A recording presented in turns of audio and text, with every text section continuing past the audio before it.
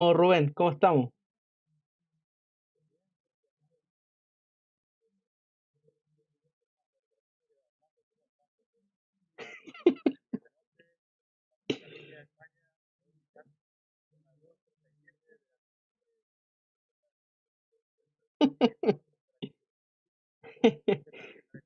Bien, gracias a Dios, aquí estamos esperando a que salga esto lo mejor posible, así que yo te dije que lo grabáramos para que no madrugaras, pero él quería hablar aquí y hablar con nosotros y que se escuche perfecto lo que estamos tratando de que sea, po. Así que tú tranquilo nomás, relájate, con tu tacita de ubidaz. ¿Dónde está ¡Oh! Chuta, y la tacita Dubidas. Ya, para, para la próxima taza Dubidas. ¿Por qué? O si no, no es Dubidas, po. Sí, pues Dubidas es eh, el, el programa que es como el símbolo de tu, ¿cómo se llama? De tu integridad, de tu vida. Así que,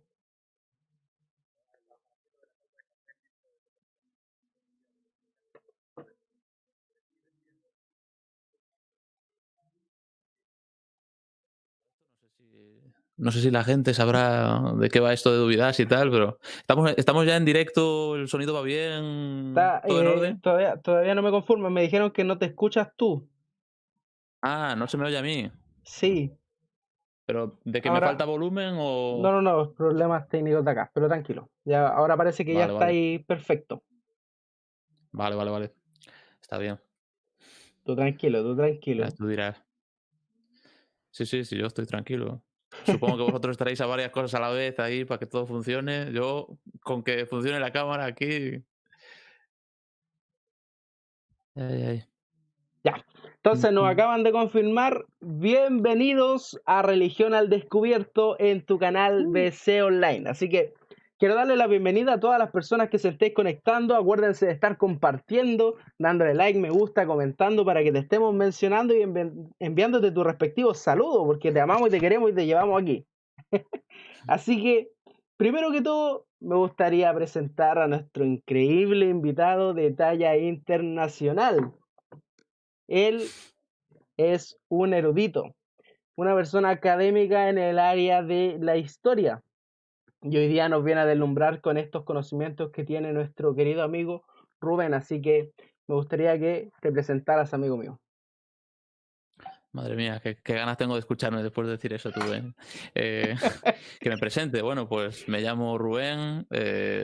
No sé si hablaría de mí mismo como erudito o algo así. Simplemente soy un poco friki de estas cosas que vamos a hablar ahora. Y bueno, soy de Galicia, España, nacido en el 91. O sea que no sé en qué año naciste tú. ¿Eres más mayor que yo o menos? Menor. Es un menor, vale. Dejaremos en secreto tu año de Sí, nacimiento. Y ventana incógnito. está bien, ahí no me meto. Pues sí, y bueno, no sé qué quieres que cuente de mí. Me crié aquí mismo en Galicia, estudié en el instituto y demás, y después entré en la universidad y estudié filosofía, curiosamente. Hay mucha gente que piensa que he estudiado historia, pero realmente el grado que tengo es en filosofía. el- mi idea es poder dedicarme a la docencia. Ahora mismo estoy haciendo un doctorado en filosofía, pero que está directamente relacionada con historia de las ideas de los comienzos del cristianismo durante el siglo II, de los apologistas griegos concretamente, y de cómo interpretaron la cultura de su tiempo. Entonces, supongo que a raíz de ahí, bueno, eso ya está ahí precisamente porque ya había, por mi parte, un interés por lo que vamos a hablar, que ahora lo veremos, y forma parte de mi biografía que, bueno, durante unos años yo no era cristiano y a raíz de la investigación, básicamente de lo que tiene que ver con respecto a Jesús de Nazaret, al Jesús histórico, como se le suele llamar, llegué a ciertas conclusiones de que Jesús y esto es un spoiler, ¿vale? Siento adelantarme a lo que podamos hablar, pero de que Jesús realmente es tal y como los evangelios lo presentan, y yo habiendo llegado a esa conclusión, pues eso es lo que me hizo empezar a ser cristiano en su día, ¿no? Muchos ya sabéis que soy cristiano y por eso también estoy aquí. Por eso también supongo que todo este tema de dudas ha surgido, ¿no? A raíz de, primero, que a mí me hubiera gustado hace unos años encontrarme gente hablando de estos contenidos, de todo lo que hablas tú mismo en Religión al Descubierto. Y bueno, tú o ustedes, no sé cuántas personas hay detrás, pero me hubiera gustado mucho hace años encontrarme algo así y por eso es lo que me gustaría aportar al mundo de Internet, ¿no? Creo que siempre falta gente que haga divulgación sobre este tipo de cosas. Y, y bueno, no sé, estoy casado desde hace poco, bueno, ya un par de años, ya no hace tan poco. Y vivo aquí con mi mujer, que algunos conoceréis por lo menos de haber oído su voz por ahí. A ver si algún día también se nos une, quién sabe. En fin. Estaría Y, bueno para la y- conversación bien buena. pero bueno, no sé si quieres que cuente algo más, No, yo cuento no, lo que no, tú me está digas. bien. No, está bien, una buena presentación. Qué pedazo de presentación, pues, o sea, ¿cómo no te vamos a escuchar? Muy bien, Rubén, como les decía, una Ujú, persona muy académica en lo que se respecta al Jesús histórico. Eh, Voy a hablar un poquito cómo conocí a Rubén. Yo lo conocí ujú, hace harto tiempo. Él tiene un canal en YouTube que se llama Dúvidas, que es un proyecto sobre historia con respecto al Jesús histórico. Vayan a seguir su canal en YouTube y su página en Facebook, Dúvidas, así como se oye, Dúvidas. Buen nombre de, buen nombre te gastaste, amigo. sí, Eh, ¿no? a mí me dicen religión al descubierto es muy largo, Dúvidas, listo. Sí, sí, conste que hay bastante rayada detrás del nombre, ¿eh? Pero bueno, además en gallego, aquí en Galicia, claro, soy gallego y en Galicia ¿Mm? dúbidas significa dudas, ¿no? Entonces un poco la idea es, como es esta idea Mm, de generar un poco más de dudas que de respuestas, pues dúvidas y aparte pega muy musical, ¿no? Yo sí, que soy siempre de estar cantando todo el día, pues es al principio el un buen opening iba a ser nombre. algo como du-du-bi-du-du-du-bi-du-bi-da, pero me he cortado y no me atreví a hacer Pero, eso, pero bueno. pero no nos dieron los recursos. No, está bien. El proyecto Dubidas es muy, pero muy bueno. Tienen que ir a verlo, insisto. Por el momento él tiene 3 capítulos con respecto al Jesús histórico y son bastante buenos. Desde ahí lo conocí y desde ahí que conversamos sobre el tema, ¿cierto? Y ahora lo tenemos de invitado en el programa. Así que, ¿cómo parte Dubidas? ¿Quién te incentivó? ¿Cómo partió? ¿Sus inicios? ¿Y cómo Mm. siguió? Pues supongo que parte, o sea, en realidad viene ya de muy atrás las ganas de hacer algo así, ¿no? Porque yo sí que en mi historia, digamos, bueno, la forma en la que desarrollé mi forma de pensar a día de hoy tuvo mucho que ver con ver un montón de vídeos de YouTube y con discutir en los comentarios de vídeos de YouTube hace ya más de 10 años de esto. eh, He pasado muchas horas ahí discutiendo por YouTube y tal, ¿no? Y lo que nunca me había planteado era empezar a producir contenidos directamente, pero últimamente, hace ya, sobre todo hace un año, por, por bastante de las cosas que estaba leyendo últimamente, precisamente bueno, por mis estudios, ¿no? De temas de doctorado, cada vez tenía más la sensación de, buah, esto tendría que subirlo a algún lado, esto tendría que compartirlo con la gente, esto, buah, ¿por qué nadie habla de esto, no? Y en realidad esos temas que estaba leyendo no eran directamente sobre el Jesús histórico, pero me decidí a hacer un canal precisamente para hablar de un montón de esos temas, ¿no? De temas como, bueno, el origen de ciertas discusiones históricas acerca del cristianismo, pero también acerca de muchas ideas de la filosofía que a veces damos por supuestas o que hacemos lo contrario, que pensamos que nos las hemos inventado nosotros y que en realidad hace 1800 años ya estaban hablando de eso, ¿no? Y pensando en esto era como tengo que subir algo. Y me decidí a hacer el canal, pero ya como hace unos años había pasado muchas horas hablando también sobre el tema bueno, de Dios en general y de Jesús en particular, era como que tenía esa espina de si hago un canal tengo que empezar hablando de esto. Hasta que haya hablado de esto no puedo ponerme a hablar de otra cosa, ¿no? Así que bueno, surgieron las dos cosas. Surge el canal y surge el contenido de lo que llevamos hablado hasta ahora del canal, ¿no? Que es el tema de Jesús histórico. Si realmente existió Jesús, si realmente existió, entonces si es el Jesús del que la Biblia nos habla, y si es el Jesús, y si realmente podemos combinar de alguna manera el Jesús histórico con el Jesús de la fe, ¿hasta qué punto podemos combinarlos? ¿Hasta qué punto realmente son conciliables? ¿Podemos decir que el Jesús histórico hacía milagros, por ejemplo, que se levantó de la muerte incluso? Pues de este tipo de cosas tenía que hablar en el canal, ¿no? Entonces, básicamente estoy haciendo el canal que a mí me hubiera gustado encontrar hace 10 años en YouTube. Un poco así es como surge. Y ahora, por ejemplo, a mí lo que me da más alegría y felicidad es que cada vez más esta comunidad académica con respecto al Jesús histórico va aumentando. En la primera Ujú. búsqueda del Jesús histórico, desde el año 1600, se cree que Jesús existió, pero la primera búsqueda fue muy deficiente con respecto a cómo poder tratar con el Jesús histórico. Después, cuando se acabó la primera búsqueda, hubo un silencio donde se levantó Rudolf Bultmann, que es uno de los eruditos por excelencia del silencio. Pasó la segunda búsqueda del Jesús histórico en los años 50, y en los años 70, 80 se levantó la tercera búsqueda del Jesús histórico, donde se llega a un consenso de muchas cosas que la gente tiene que ir aprendiendo. La gente tiene que ir aprendiendo de estas cosas que son Ujú. del Jesús histórico. Así que para eso te tenemos aquí, pu.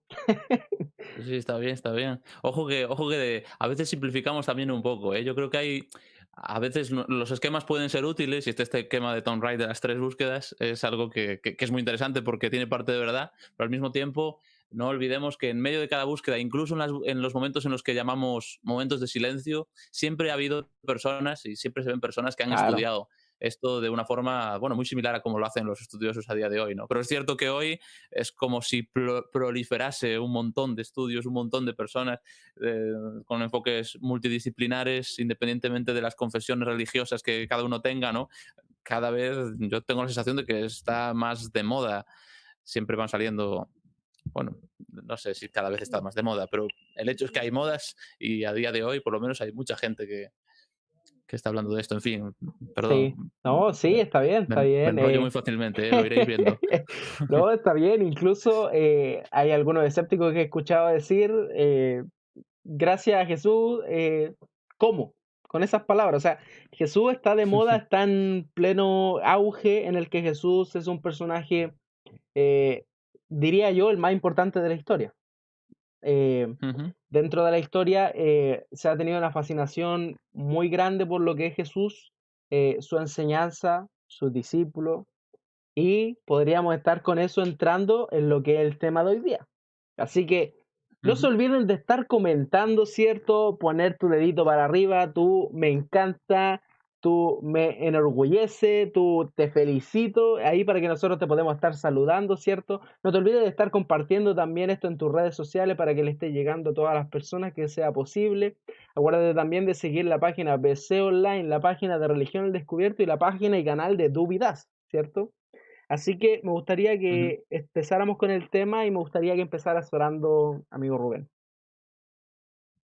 Sí, pues bueno, padre, hablamos contigo porque sabemos que nos escuchas y queremos poner en tus manos todo esto que podamos estar hablando ahora, porque no se trata solamente, no eres solamente un tema del que hablar, sino que eres alguien que está con nosotros también mientras dialogamos y mientras pensamos. Y te quiero pedir, no solo por la conversación que vamos a tener, sino también por cada una de las personas que pueda estar escuchándonos desde sus casas o desde donde sea, para que tú, bueno, que bendigas a todos y que también nos hagas a todos poder aprovechar este contenido, no solamente como algo teórico, sino como algo que tiene que ver directamente contigo, con alguien a quien se puede conocer, con alguien con quien nos podemos relacionar. Ayúdanos a que todo lo que hablemos no nos haga dejar de lado las realidades, que las reflexiones y los argumentos y la historia no nos haga olvidar la vida y la relación y lo que realmente podemos tener en ti. todo en tus manos, haz de este tiempo lo que tú quieras. En nombre de Jesús. Amén. Amén. Amén. Muy bien ahí. Ya. Vamos a empezar entonces de lleno con lo que es la conversación. Así que no trajiste tu tacita dúbidas, pero ahora tendrías que sacar la tacita dúbidas. Así Ya, que, tío. Oh, bueno, he de decir que tengo aquí una taza vacía, lo cual es síntoma de lo ordenado que soy, que me las acabo y las dejo ahí. Puedo hacer como que. como que te estáis tomando el dúbidas. Ya, vamos, está bien. El tema de hoy día. Jesús de la fe, Jesús histórico. Ese es el tema que Chan, vamos a chan, tratar hoy chan. día. ¿De dónde nace primero que todo este concepto? Wow, el concepto de Jesús de la fe, Jesús histórico. Yo tengo la idea de que aunque no se le llamaba así, esto es una discusión que ya viene desde el principio del cristianismo, desde que empezaron a haber seguidores de Jesús. Sé que esto no es una definición técnica, ¿vale? Porque del Jesús histórico, esa expresión es mucho más moderna, ¿no? Pero yo ya veo, por ejemplo, en el siglo segundo, cuando, por ejemplo, Justino Mártir escribe su diálogo con Trifón, ahí ya se ve cierta discusión, por un lado, de cuál debe ser la identidad del Mesías, y ahí empiezan a hablar de cómo es el Cristo según había sido predicho dentro de la comunidad judía. Podríamos hablar ahí de un Cristo de la fe, de un Mesías prometido, profetizado, y empiezan a hablar de las características que tiene que tener ese Cristo del Señor, ese Hijo de Dios. Y después de haber hablado de todas estas características, empiezan a hablar de, vale, bien, me hablas de el Mesías, pero ahora hablemos de Jesús. ¿Realmente ese Jesús en el que creéis vosotros es el Mesías? Y entonces es como que hay ya dos discusiones, por un lado, ¿no? ¿Quién era realmente el Mesías profetizado? Y al mismo tiempo, ¿quién era realmente este Jesús que había existido? Este Jesús de carne y hueso, ¿no? En aquel momento los cristianos en general defendían, y es el caso de Justino ahí, defendían que era el mismo, que era exactamente el mismo, que precisamente este Jesús histórico era ese Mesías profetizado, que el Cristo de la fe en el que creían coincidía con ese Jesús que había existido y al que algunos habían conocido, ¿no? Luego, claro, pasa el tiempo y ahora parece como si fuese un poco lo contrario, ¿no? Parece como si unos hablasen sobre el, mm, el Cristo de la fe y como si otros hablasen del Jesús histórico y fuesen temas separados. Esta separación, sobre todo, proviene a partir de, bueno, de los inicios de la crítica, sobre todo a partir en el siglo XVIII. Ya en el siglo XVII ya lo había y tal, ¿no? Pero cuando se pone de moda precisamente esta primera búsqueda del Jesús histórico de la que tú hablas, la gente empieza a hacer biografías sobre Jesús y empieza a hacer biografías que se alejan bastante del Jesús al que presentaban los evangelios, ¿no? Y empiezan a tener aspiraciones de reconstruir un relato histórico que se aleje de todo lo que la tradición religiosa ha ido poniendo por encima de Jesús, ¿no? Y cada vez se va desarrollando más esta separación hasta el punto de que cuando hablamos de este periodo de Bullman y otros compañeros y seguidores suyos, a pesar de la mucha erudición que tenían, yo creo que ahí hay un poco de fallo que cometieron, el quitar la importancia a la parte histórica y concedérsela simplemente a la fe. Su idea era que aún si no tenemos base histórica para ciertas cosas acerca de Jesús, lo cierto es que Jesús sigue siendo alguien que como figura de fe podemos creer, ¿no? Y lo otro es un poco secundario, ¿no? Entonces hay como un poco este juego. Hay épocas en las que los cristianos han intentado identificar al Jesús histórico con el Cristo de la fe y han habido otras épocas en las que al distinguirlos, los cristianos parece que tendemos a quedarnos solamente con uno, despreciando un poco el histórico, mientras que los no cristianos tienden a centrarse en el histórico, desprestigiando el Jesús de la fe, ¿no? Y a partir de ahí llegamos a lo que tenemos hoy. Yo, bueno, ya Un algunos sabéis de revoltijo. qué pies cogeo y ya sabéis que yo no comparto esta distinción actual tanto. Creo que es útil hacer la distinción a nivel metodológico porque es cierto que a veces necesitamos no venir ya con todo el contenido. ¿Quién es Jesús? Pues es el Hijo de Dios, la segunda persona de la Santísima Trinidad y todo esto. A veces necesitamos desconectar un poco de eso para ir construyendo y descubrir al verdadero Jesús, pero creo que a medida que vamos descubriendo el verdadero Jesús, en mi caso por lo menos, mi conclusión es que ese verdadero Jesús es talmente, vamos, se corresponde perfectamente con ese Mesías profetizado y con ese Hijo de Dios, ¿no? Esa es un poco mi perspectiva. Puede que algunos de los oyentes no estén de acuerdo, pero bueno, pueden comentar en el chat, no sé si hay chat en Sí, directo sí, sí, hay y chat. podemos discutirlo. Sí, no, yo creo que está bien el tema de dar una explicación de lo que es el Jesús histórico, en qué surge. Yo creo que el tema de la separación empieza en el campo del escepticismo radical. que es cuando Ujú, empieza aquí la separación de lo que es el Jesús de la fe y el Jesús histórico por tema de que los milagros no existen, ¿cierto? Y se cierran a esta ujú, posibilidad. Ahora hablando en sí de los milagros, eh, ujú. nosotros podemos decir que los milagros existen. Pues yo creo, bueno, es una pregunta que me lo haces a mí o no es retórica, ¿no? No, a Yo ti, creo, tú tranqui, a ti. aunque entiendo que nuestros oyentes pueden no venir con esa idea en la cabeza, yo creo que no hay ninguna razón lógica para eliminar de por sí la idea de los milagros, ¿no? Siempre y cuando pongamos, por ejemplo, que Dios existe, ¿no? Si realmente Dios existe, si realmente hay alguien que ha creado todo y que es quien hace que las leyes naturales estén funcionando tal y como están funcionando, yo no veo ninguna contradicción lógica con que precisamente ese que ha creado y que sostiene las leyes pueda utilizarlas a su antojo, ¿no? Y hacer cosas que consideramos milagros. Yo creo que no hay una razón lógica para negar eso, ¿no? Y partiendo de eso, de que no es imposible, creo que hay muchas cosas que cuando nos ponemos a verlas, la mejor explicación que pueda haber es llamarles milagros, que cada uno les llame como quiera, ¿no? Pero precisamente cuando hablamos de Jesús, hay ciertas cosas que Jesús hizo que sus contemporáneos consideraron que eran milagros, no encontraban otra forma de explicárselo, ¿no?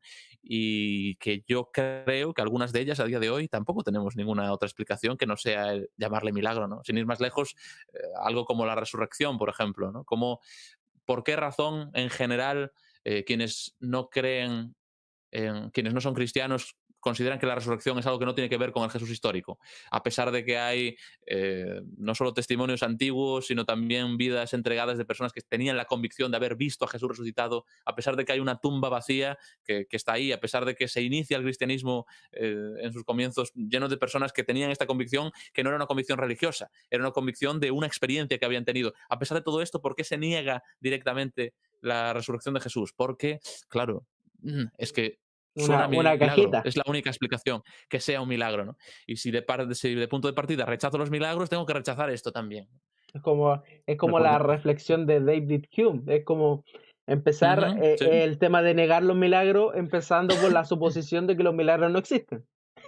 En Ujú, realidad, C.S. Lewis llama eso argumentar en círculo. O sea, empezó en un punto ujú. para probar ese mismo punto. Entonces, yo creo que tenemos buena Sí, sí. evidencia de que los milagros son posibles. Me gustaría darle una recomendación a los que nos están escuchando, que sería el libro de milagros de Craig Kenner, que es un libro bastante amplio, tiene aproximadamente 1050 páginas, es un libro muy académico con respecto al tema de los milagros. Si ustedes lo leen, se van a dar cuenta que Craig Kenner empieza a enumerar varios milagros, empieza a mencionar milagros de Argentina, de Mozambique, de Corea del Norte, etcétera. Prácticamente saca reportes de milagros de prácticamente todo el mundo y él empieza a no solamente mencionar uno, sino que menciona cientos y cientos de milagros y no solamente menciona a la persona que sufrió el milagro, ni tampoco la persona que eran familiares de los milagros, sino que menciona a médicos y testigos fiables con respecto a los milagros. Las enfermedades que menciona él están fuera de las enfermedades psicosomáticas, fuera de las mejoras temporales, fuera de los diagnósticos médicos erróneos, fuera de las curas fingidas, los autoengaños y los desórdenes de conversión.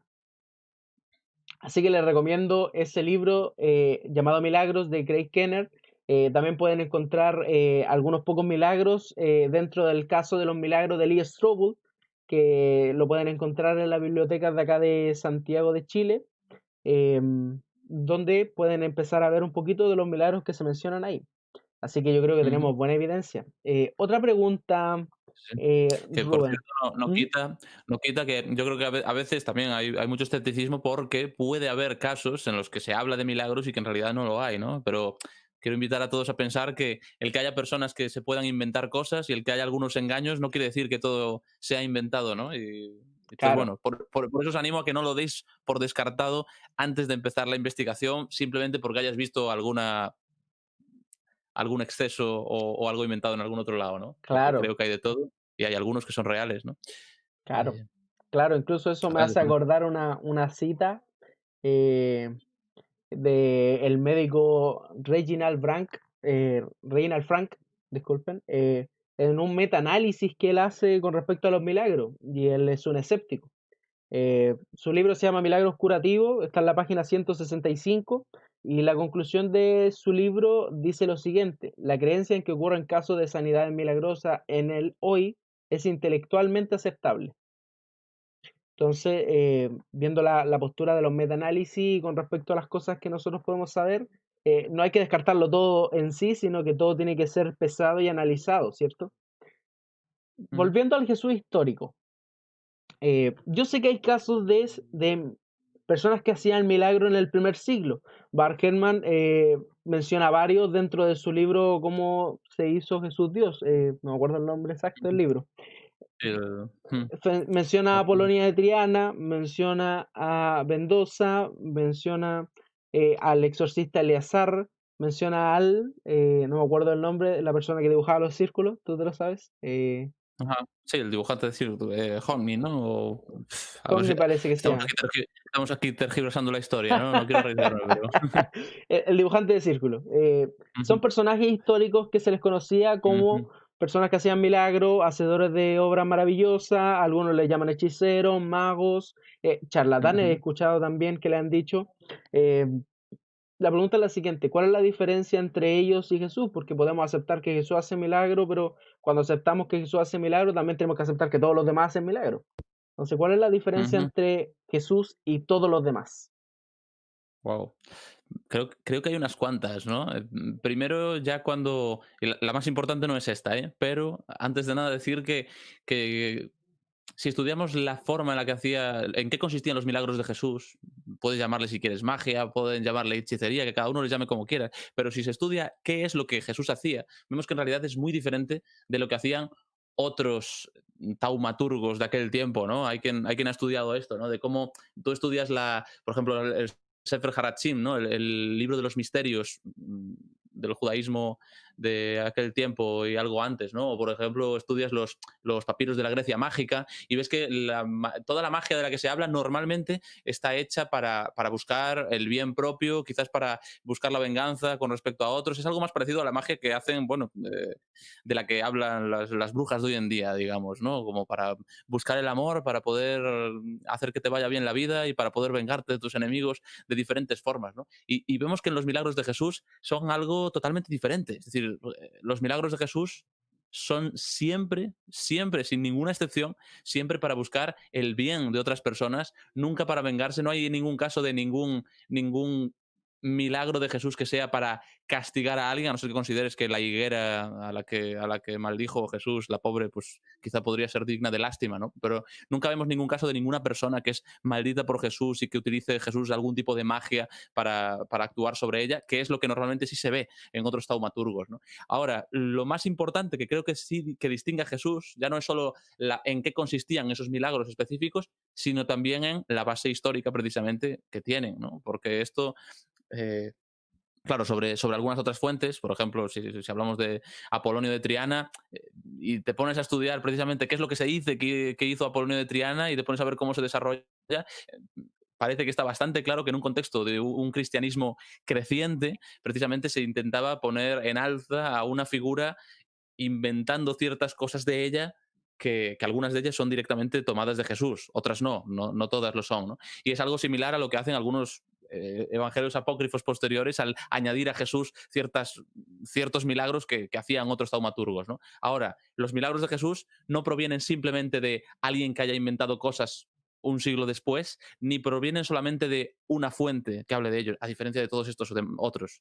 Los milagros de Jesús provienen de diferentes fuentes, algunas de ellas favorables a Jesús, los evangelios son un gran ejemplo, ¿no? Personas que creían en Jesús y hablaban de que hacía milagros, y algunas de ellas que ni siquiera son favorables, que son directamente contrarias, como por ejemplo Celso, por ejemplo, en el discurso verídico, ¿no? Que conservamos por el Contracelso de Orígenes, habla de Jesús como alguien que hacía magia que había aprendido en Egipto, en su estancia en Egipto. Podríamos desarrollar Estaba un poco de tatuado. dónde proviene eso. Decía que Estaría, seguramente. estaba tatuado en su cuerpo con hechizo y con brujería. Él había aprendido Claro que sí. de pergaminos curativos, de donde había Ujú. sacado las cosas, muchas Claro, claro. cosas sacadas de los pelos. Y a mí Y a mí me parece muy interesante, ¿no? Que incluso los contrarios a Jesús, como eso, como Celso, por ejemplo, que pretendía precisamente desacreditar el cristianismo, o como los judíos de la época, ¿no? En el Evangelio de Mateo se habla de cómo bueno, en los tres, tanto en Mateo como en Marcos como en Lucas, se habla de cómo los judíos acusaban a Jesús de estar usando poderes demoníacos, ¿no? El poder de Belcebú es que echa fuera a los demonios. Y esto es coherente precisamente con lo que vemos en el Talmud también, que acusa a Jesús de haber hecho hechicería para seducir a Israel. Claro, resulta que unos dicen que hace hechicería, poderes demoníacos, otros dicen que utiliza artes mágicas que ha aprendido en Egipto, otros dicen directamente que hace milagros. El hecho es que tú te pones a conectar todo y si tienes que sacar algo en claro es que Jesús hay algo extraordinario que hacía. Y eso diferencia los milagros de Jesús de otros, que Jesús realmente, históricamente, hacía estas cosas, ¿no? A día de hoy incluso me estoy tirando muchísimo el rollo, puedes cortarme, No, pero no, tranquilo. a día de, Agregar a día de hoy... también, agregar Ujú, también el testimonio de Flavio Josefo. ujú, Flavio Josefo es el historiador magno del primer siglo para poder saber lo que es el judaísmo del primer siglo. O sea, si no tenemos a Flavio Josefo, no tenemos historia del judaísmo del primer siglo. Flavio Josefo, en su testimonio flaviano, él menciona que Jesús era un hombre sabio que hacía milagros. Ahora las personas ujú, también pueden desacreditar al texto porque el texto tiene una interpolación. ¿Qué es una interpolación? Dirán los oyentes, es un, por así decirlo, es un maquillaje que se le pone por otra mano que no fue la del autor. Por ujú. ejemplo, Flavio Josefo es un judío, jamás creyó en Jesús como el Mesías. Y el texto que nosotros tenemos dice que Jesús era el Mesías y que él esperaba su segunda venida, que la gente no cesaba porque él decía la verdad. Entonces nosotros, según la crítica textual y la alta crítica, y los filólogos también, pueden limpiar el texto para que diga lo que realmente Flavio Josefo estaba tratando de decir. Y cuando Ujú, uno limpia el texto se da cuenta que la palabra milagros está ahí. Y esta palabra milagros se traduce al español como prodigios, hacía prodigios. Y esta palabra él la ocupa para hablar de las cosas que hacía Eliseo y Elías. Entonces, creo que tenemos una base bastante sólida con respecto a lo que son testimonios enemigos, con respecto a los milagros de Jesús. ujú. Sí, sí, sí. Y para los escépticos que estén pensando que no se fíen del todo con el tema del testimonio flaviano, de hecho, a día de hoy incluso ahí están habiendo estudios, y esto estoy hablando de los últimos 5 años, Fernando Bermejo tiene algo escrito sobre esto, de cómo probablemente el testimonio flaviano inicialmente no fuese ni siquiera no es que no fuese un texto cristiano, lo cual es evidente, sino que ni siquiera era un texto neutral, sino que es un texto que pretende dejar mal a Jesús, ¿no? Está dentro de toda una serie de acontecimientos indeseables para la historia de Israel que finalmente acabaron desembocando en su destrucción y, y parece que Flavio Josefo estaba hablando de Jesús como uno de esos factores que fueron acrecentando todos estos problemas de Israel, ¿no? O sea que hablamos de un texto que inicialmente era contrario, pero que parece que sí que consideraba que Jesús era un gran hombre y un taumaturgo. Probablemente Flavio Josefo iría más en la línea de lo que vemos a día de hoy en el Talmud, ¿no? De Jesús como un hechicero para seducir a Israel y finalmente acabar llevándolo a la perdición, ¿no? O sea que sí, sí, tienes toda la razón. Hay que Eh, tomarse en serio realmente lo que dice Flavio. habla más bonito de Juan el Bautista que de Jesús.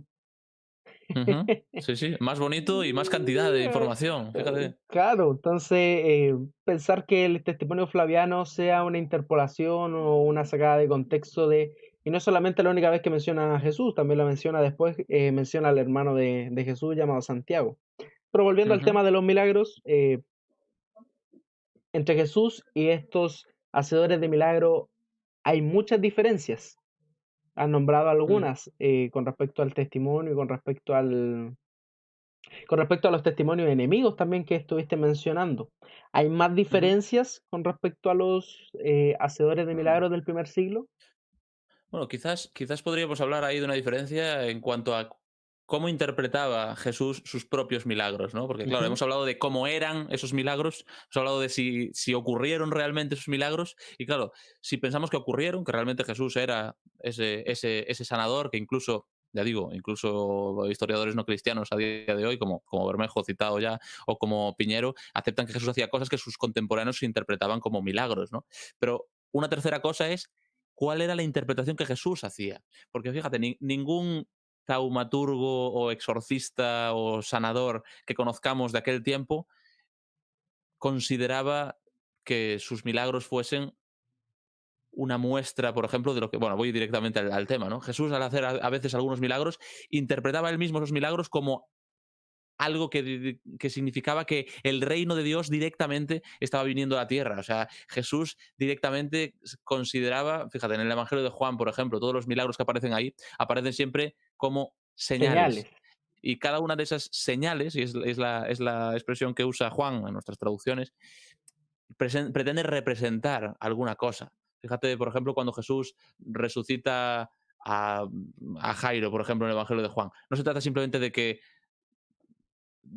Jesús se pone, se acerca al cuerpo y entonces hace algún tipo de acto como el que podría haber intentado hacer algún taumaturgo de aquella época durante los 2 primeros días después de que el cuerpo había muerto, poniéndose encima, quizá besándole la frente y haciendo algo así para intentar que se levante y ya está, oh bien, milagro del Señor. Jesús resulta que no se pone en ese plan. Jesús llega y en esa escena que vemos en el Evangelio de Juan, capítulo 11, lo que hace es hablar con Dios directamente y hablar con Dios directamente como el Padre que le dice que te hablo, yo ya sé que siempre me escuchas, gracias Padre porque me escuchas y yo realmente ya sé que siempre me escuchas. Te digo esto por la gente que me está escuchando, ¿no? Y entonces dicho esto, habla con Lázaro directamente, que está muerto dentro de la tumba, y le dice, Lázaro, ven fuera, ¿no?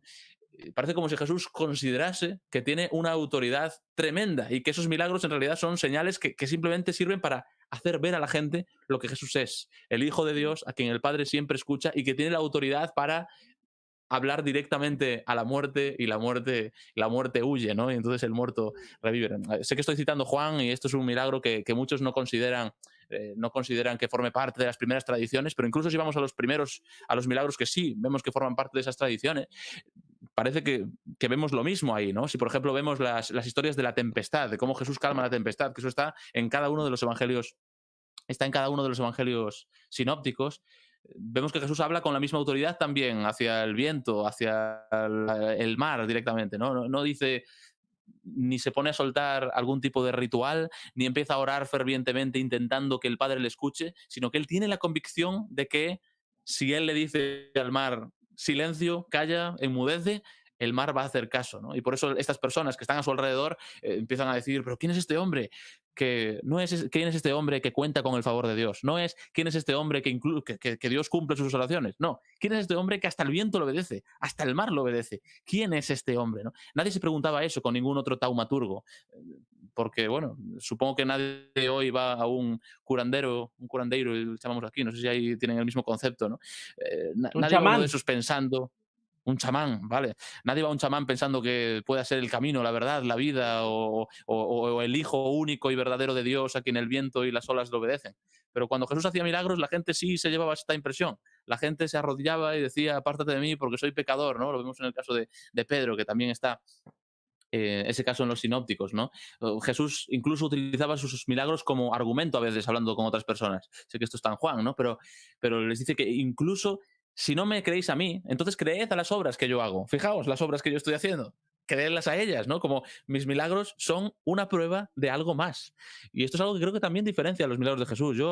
Si alguien quiere si alguien tiene otra opinión y quiere sacarme de mi error, que lo diga en comentarios, pero creo que no encontrarás ningún milagrero antiguo que diga de sí mismo las cosas que de Jesús decía simplemente por el hecho de que hacía algún tipo de milagros o hacía algún tipo de exorcismo. Y en eso los milagros de Jesús son diferentes, van unidos a un mensaje que surge de ellos, que es validado por ellos y que es el fundamento del cristianismo. Fíjate, y esto es lo último que digo sobre esto, ¿no? Pero como parte del mensaje cristiano inicial, cuando Pedro en Hechos capítulo 2 se pone delante de la multitud y empieza a hablar, dice que este Jesús, y así empieza más o menos el discurso, ¿no? Bueno, varones nazarenos y todos, nazarenos no. Bueno, escuchad mis palabras. Este Jesús, varón aprobado por Dios entre vosotros, con milagros y prodigios, como vosotros mismos sabéis, a este Jesús resucitó Dios, ¿no? Como dando a entender que, mira, voy a anunciarte la resurrección de Jesús, pero esta resurrección no te la digo de un cualquiera, te la digo de un tío que ha sido aprobado por Dios, que ha sido demostrado como que realmente no era un charlatán. ¿Y cómo ha sido demostrado esto? Por los milagros y prodigios que hacía. Formando parte del mensaje inicial de estos primeros discursos de la iglesia primitiva, al principio, es fácil atribuir esto a que realmente Jesús utilizaba así sus milagros. Realmente los utilizaba como un argumento en favor de su carácter mesiánico y de hijo de Dios. Y en eso creo que es diferente, ¿no? No sé qué piensas tú. Claro, sí, sí, totalmente de acuerdo.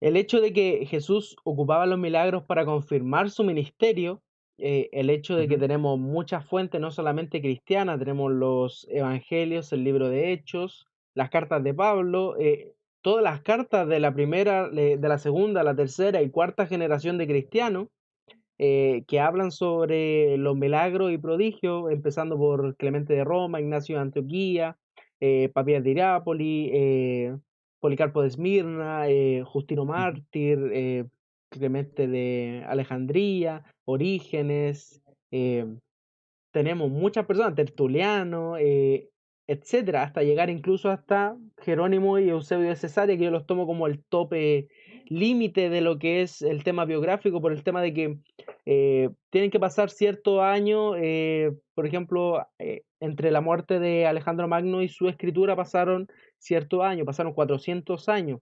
Entre medio de la biografía de Buda y a lo escrito pasaron 300 años.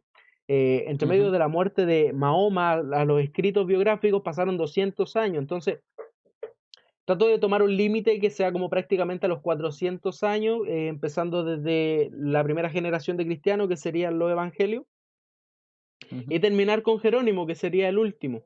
Entonces, tenemos no solamente un texto que dice eso, no tenemos dos, no tenemos tres, incluso hasta un emperador romano eh, empieza a decir que escribe un libro que se llama Julián el Apóstata, ujú, un apodo burlón que le puso la historia cristiana, que él llega y en un libro que se llama Contra Galileos, que es un escrito directo en contra de lo que es Jesús de Nazaret, y él en una parte ujú, llega y dice, yo no entiendo, estoy parafraseando obviamente, esto está en el primer capítulo de Contra Galileo, él dice, yo no entiendo por qué siguen a un Galileo que no tiene casi nada que ofrecer, solamente porque sanó a un par de cojos, a un par de ujú, ciegos y a un par de paralíticos allá en Bethsaida y no me acuerdo cuál es la otra ciudad que menciona, pero menciona dos ciudades importantes de la historia de Jesús. Entonces, no solamente tenemos evidencia interna, sino que también tenemos personas que no son cristianas confirmando los milagros de Jesús. Y eso sin mencionar la primera parte que mencionaste, que fue el otro argumento, con respecto a de que los milagros que hacía Jesús eran muy diferentes a los milagros que se hacían en la época del primer siglo, que eran milagros, en vez de ser milagros, eran como cosas que les beneficiaban al propio hacedor de los milagros. A ujú. diferencia de Jesús, a Jesús no le beneficiaba en nada hacer milagros con respecto a la gente pobre, porque incluso él le predicaba a los más rechazados de la sociedad, po. Y ahí es donde él se hacía la fama de ser el Mesías. Entonces, creo que tenemos buena evidencia. Incluso la semana pasada estuvimos hablando eh, con respecto a si Jesús era un simple rabino o era más que un simple rabino, basándome en dos premisas, en el trilema de C.S. Lewis y el nombre del libro de César Vidal. Entonces, quisiera hacerte una pregunta. Pero antes de hacerte la Ujú. pregunta, me gustaría decirle a la gente que le pegue una me gusteada, un me encanta, un me encorazona, un me enorgullece.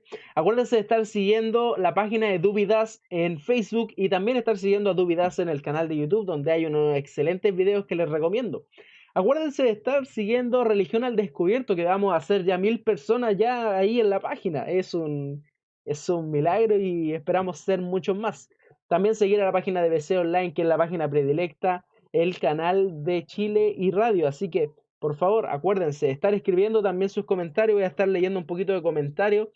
Jaime Fuentealba, te mando un saludo. Él es un amigo de la infancia mío que está ahí conectado. Así que te mando un saludo y hartas bendiciones para ti y tu familia.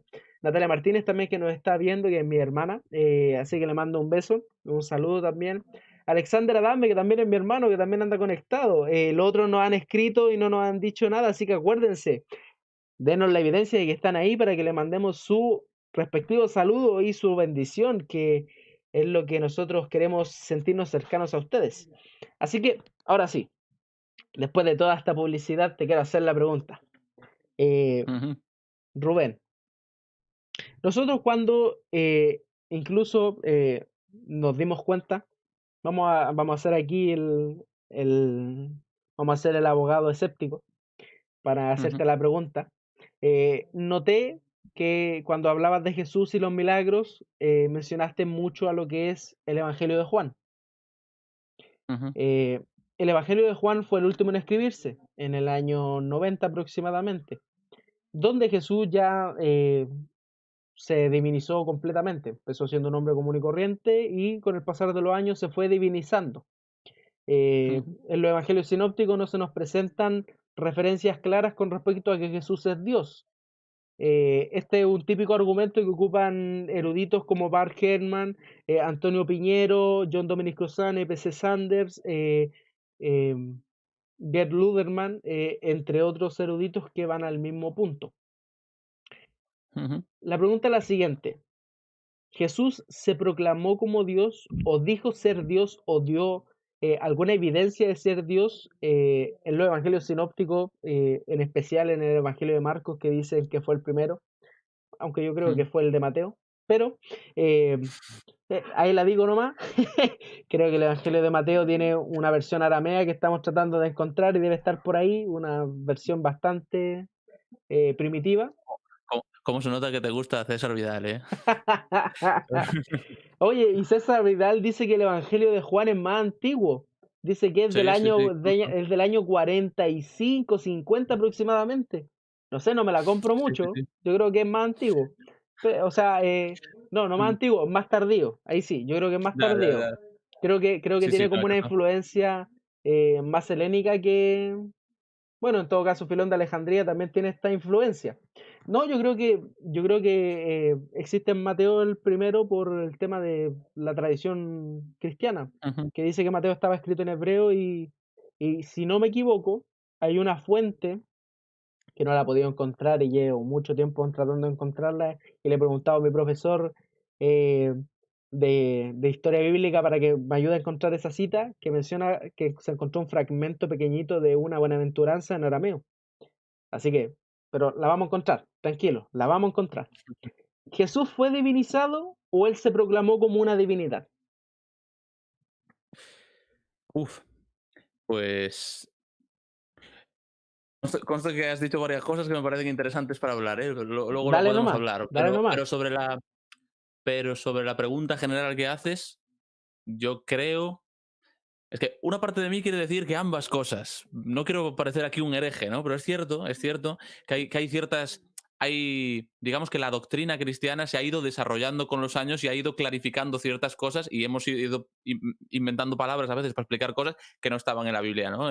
Cuestiones como la idea de la Trinidad, de tres personas, tal. Es cierto que hay una teología y una cristología que podemos hablar de que se va desarrollando, pero eso no quita que desde el principio en realidad Jesús ya había dicho cosas que son las que le dan sentido a toda esa teología. Es decir, creo que no es simplemente un invento, creo que toda esa cristología que desarrolla la Iglesia no es un invento posterior, sino que es una formulación posterior, una clarificación posterior o una forma de explicar de forma sencilla lo que en realidad ya se ve en los propios evangelios. Y ahí es a donde voy. Yo creo que ya desde el principio es cierto que en Juan, digamos que hay ciertas cosas que son más explícitas o quizá que se expresan de una manera más, quizá más griega, y por eso a nosotros nos suena como que tiene mucho más sentido, ¿no? Pero yo creo que si le preguntásemos a Mateo, a Lucas, a Marcos, ¿por qué no dejaron claro que Jesús era realmente Dios? ¿Por qué no lo dijisteis claramente? ¿Por qué no pusisteis a Jesús directamente diciendo que Yo soy soy el Hijo de Dios. Dios de verdad? Creo que la reacción de Mateo, de Lucas, de Marcos sería como, Está. ¿qué? ¿Pero qué dices? Pero si está clarísimo, ¿no? Porque en Claro. realidad, si te pones a ver lo que Jesús dice en el Evangelio, a veces hay cosas que no tendrían ningún sentido si él fuese simplemente un gran maestro. O sea, es cierto que él es un ser humano con todas sus consecuencias, tanto en esos evangelios como también en el de Juan, donde Jesús aparece cansado y aparece triste y llorando y aparece, en todos los evangelios aparece eso, pero al mismo tiempo también Jesús aparece, por ejemplo, perdonando pecados. Y cuando Jesús aparece perdonando pecados, y esto está ya en el Evangelio de Marcos, que es el más antiguo, creo, y si crees que el de Mateo es más antiguo, está en Mateo también. Lo tengo cuando, para todos. cuando yo soy ahí de la opinión mayoritaria de que Marcos es el más antiguo, ¿eh? Pero bueno, ahí podríamos... el caso es que ya ahí se ve cuál es la reacción de la gente cuando Jesús dice perdonar pecados, ¿no? Y la reacción de la gente es decir, este blasfema, ¿quién puede perdonar pecados sino solamente Dios, ¿no? Y esto es algo que es único en Jesús. Fíjate, de toda la literatura judía a la que tenemos acceso aún a día de hoy, examinando los textos que tenemos de Qumran, que son muchos y demás, solamente se sabe de un caso de alguien que dice que otra persona ha perdonado sus pecados. Y es algo que alguien dice en tercera persona y que no sabemos cuáles son las palabras de ese profeta judío que se supone que según él le había perdonado los pecados, ¿no? De todas formas, es un texto que tampoco se considera histórico. Pero Jesús es la única persona a la que vemos en su tiempo diciendo directamente a una persona, tus pecados te son perdonados. No voy a rogar a Dios por ti. No, preséntate ante Dios, como le dice Pablo a Simón, ¿no? Pídele tú perdón a Dios y ya que él te perdona. No, tus pecados te son perdonados. Ya está, yo lo declaro así. Jesús, por mucho que algunos a día de hoy intentan defender que nada de lo que dijo Jesús realmente era original de Jesús, que al final todo tiene sus paralelos en la literatura judía, esto es uno de los casos que no tiene un paralelo.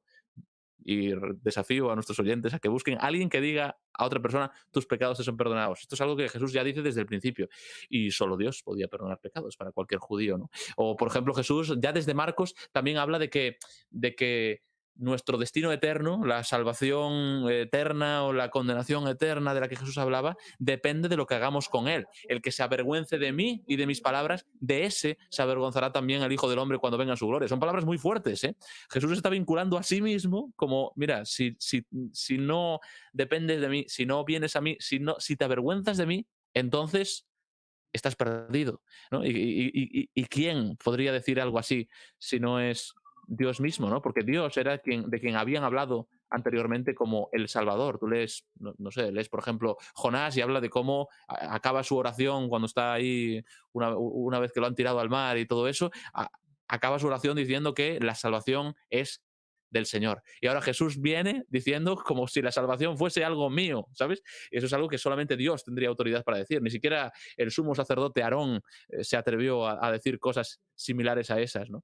Jesús, por ejemplo, utiliza metáforas sobre sí mismo que solamente en el Antiguo Testamento solamente se utilizaban para hablar de Dios. Por ejemplo, Dios había hablado de el pueblo de Israel como su esposa y hablaba de sí mismo como el esposo. Esto está en la literatura profética, como, bueno, esto de que yo te vi ahí en tu desnudez y te cubrí y tal, y fuiste mía, y entonces, bueno, habla de sí mismo como el esposo. Y Jesús llega y habla de sí mismo como el novio y de los demás como los amigos del novio, los invitados del novio. Juan el Bautista en el Evangelio de Juan aparece hablando de Jesús como el novio también y de yo soy el amigo del novio, ¿no? Jesús viene como ocupando ese lugar que en el Antiguo Testamento solamente Dios podía tomar. E incluso hay algunos textos, y esto está tanto en Mateo como en Lucas y se suele considerar que forma parte del documento Q porque forma parte de esta bueno, de estos discursos de Jesús que son comunes en los dos. Ahí, si crees que Mateo es el primero y todo esto, supongo que No, no coincidirás, pero bueno. yo igual creo que existió el documento Q. Yo creo que hay un Ujú, evangelio primitivo de Mateo que fue escrito en un arameo bien primitivo y ujú. creo que existió el documento Q.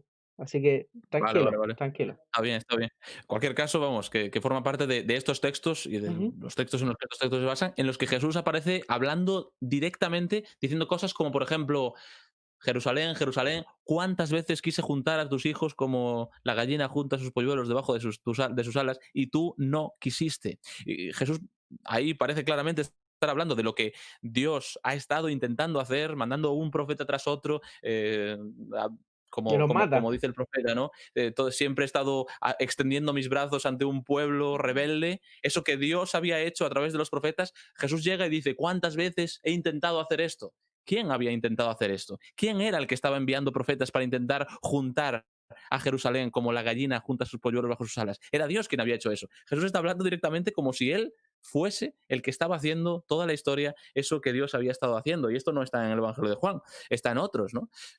Y y como eso, bueno, también en el propio Evangelio, ya no solo en las palabras del propio Jesús, sino que en las palabras del propio evangelista Marcos, por ejemplo, cuando lees el comienzo del Evangelio, empieza diciendo comienzo del Evangelio de Jesucristo, Hijo de Dios, y dice claramente de Jesucristo, Hijo de Dios, tal y como está escrito en el profeta, tal. Y entonces empieza a citar a los profetas y dice algo muy interesante. Dice, he aquí yo envío mi mensajero delante de ti, el cual prepara tu camino. Y te pones a ver qué es lo que decía el profeta, y ahí Marcos no está citando literalmente al profeta, porque el profeta hablaba de que envía un mensajero delante de mí, el cual prepara mi camino. Dios había profetizado que iba a enviar un mensajero para preparar el camino suyo cuando él iba a visitar a su pueblo. Y el evangelista Marcos lo utiliza como si ahí Dios estuviese hablando directamente de Jesús. Está vinculando este Dios que hablaba de sí mismo con el Padre hablando del Hijo, hablando de Jesús, ¿no? Y esto se ve también en el momento de la de la transfiguración que aparece, por ejemplo, ya en Marcos, de cómo el Padre dice, este es mi Hijo amado, en el momento del bautismo de Jesús, también el Padre dice, este es mi Hijo amado, y está ahí desde los evangelios más antiguos de todo. Es decir, que esta idea de, bueno, podríamos hablar un poco más de eso, ¿no? También de cómo Jesús ofrecía la salvación, ¿no? Estas ideas como, venid a mí todos los que estéis cargados y cansados, yo os haré descansar.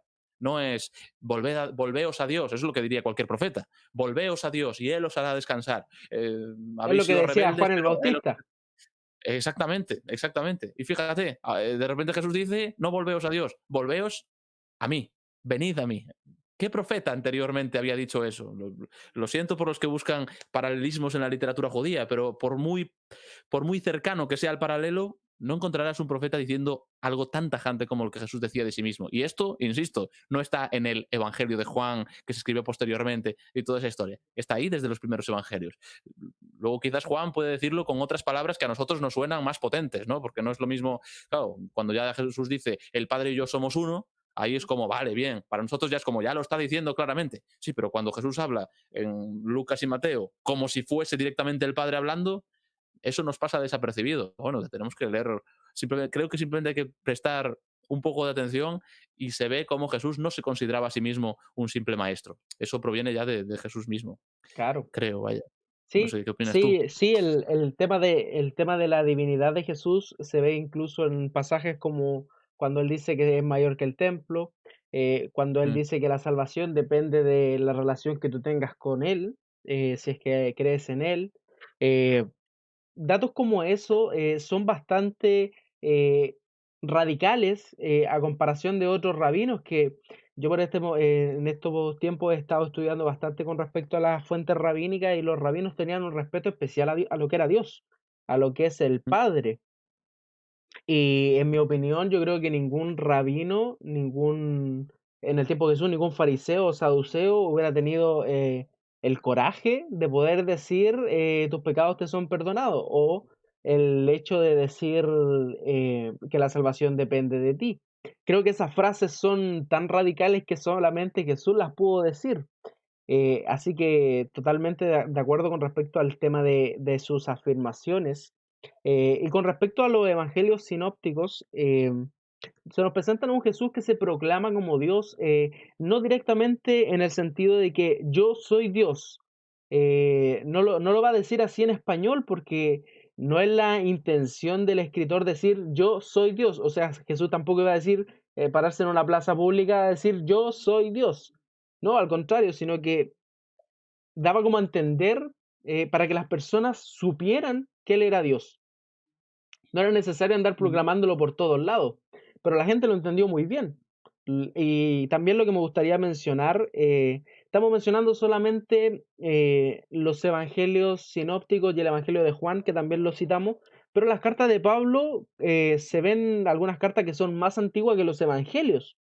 ujú, Entonces, ¿cómo veía Pablo a lo que es Jesús de Nazaret? Porque Jesús de Nazaret, lo que tengo entendido con respecto al estudio de las cosas que habla Pablo, Pablo menciona en muy pocas ocasiones lo que es la vida histórica de Jesús. Eh, a contar de una cita, yo por ejemplo, en el primer libro que hice, el libro del Jesús histórico, hice prácticamente como 3 o 4 páginas con respecto a datos históricos que da con respecto a Jesús pero Ujú. son prácticamente los mismos que dan Flavio Josefo o dan Tácito. Entonces, ¿cómo creía Pablo que era Jesús? ¿Era un ser divino para él o el que solamente pensaba esto era Juan, el discípulo amado? Ujú, ujú. Pues sí, mira, eso es interesante, porque cuando pensamos en el desarrollo de, claro, cuando Mateo escribió su evangelio todavía no había una cristología tan desarrollada. Luego cuando Juan escribió el suyo, ahí sí que ya lo estaba. Y es como, vas unos años para atrás y lee a Pablo y es que ahí ya está todo, prácticamente. O sea, Pablo tenía la idea de que Jesús, no sé si antes quieres que hable de la divinidad o si antes quieres que hable de la humanidad, pero tanto la divinidad como la humanidad de Jesús están presentes las dos en Pablo. Fíjate, por un lado es cierto que Pablo no se pone a hacer una biografía de Jesús, no desarrolla algo como eso, no escribe un evangelio, vaya, directamente. Pero sí cree que Jesús fue un ser humano, que de hecho habla, por ejemplo, de que nació de la descendencia de David según la carne, ¿no? Hijo de mujer, nacido de mujer, dice literalmente, por Bajo la ejemplo. ley. eh, Exactamente. Y utiliza esta expresión, ¿no? Que en la plenitud de los tiempos Dios envió a su hijo nacido de mujer, nacido bajo la ley, y con eso está hablando del Jesús histórico, del Jesús de carne y hueso, ¿no? Él incluso habla de algunas anécdotas concretas de la vida de Jesús, habla de que fue crucificado y no habla de que... No, y esto no es una expresión como algunos pueden pensar, sobre todo en la línea del mitismo. Algunos piensan que esto es una especie de tribulación por la que pasan los dioses o el típico camino del héroe o algo así, no, pero Pablo está hablando de una crucifixión, lo cual era una forma concreta de ejecutar a la gente en aquel tiempo, o Y sea que está todos los hablando de historiadores algo creen en histórico que eso. ocurre. Y Exactamente, eso sí, es sí. algo que se cree universalmente. O sea, hay dos cosas que nosotros podemos llegar a un Ujú, consenso universal de eruditos, historiadores, académicos, filólogos. Todas las ujú, personas creen que Jesús fue bautizado por Juan el Bautista y que fue crucificado bajo la orden de Poncio Pilato. Eso es algo que ujú. es indudable. Sí, sí, sí. Y claro, y Pablo de hecho Y incluye Pablo lo detalles menciona. como que lo que llevó a la cruz a Jesús fue que fue traicionado. Habla en 1 Corintios 11, por ejemplo, cuando está hablando del tema este del pan y el vino, habla de la última noche de Jesús. Literalmente, Jesús, la última noche, se reunió con ciertas personas, que dijo ciertas cosas, toda esta idea, ¿no? De su cuerpo que iba a ser eh, destruido por vosotros, ¿no? De mi sangre que va a ser derramada por vosotros, ¿no? Y Menciona, el pan y el menciona, vino y lo que eso menciona a significa. los judíos también en la muerte de Jesús como Ujú. precursores Sí, ¿cómo se llama? De la muerte de Jesús. Lo menciona ahí sí, sí, sí, dentro de a la los judíos, ecuación.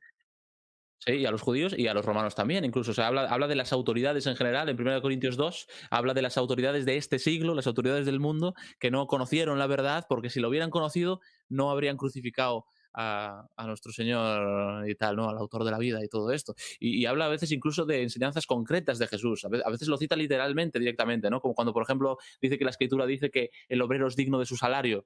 Ahí, bueno, hay momentos concretos en los que Pablo cita a Jesús y sobre todo muchos en los que parece que claramente está parafraseando lo que Jesús decía, ¿no? Por ejemplo, cuando habla de la forma en la que la iglesia se debe ejercer la disciplina, ahí el proceso que Pablo considera que hay que hacer, ¿no? De hablar, restaurarle con un espíritu de mansedumbre, mirándote también a ti mismo y tal, y entonces recuerda clarísimamente a la forma en la que Jesús decía en Mateo 18, 19. Eh, bueno, Mateo 18, Mateo 19, por ahí, cuando Jesús habla de la disciplina eclesial también, de ve tú y repréndelo a solas, y entonces si no te hace caso, entonces llama a 2 o 3 personas que vengan contigo y tal.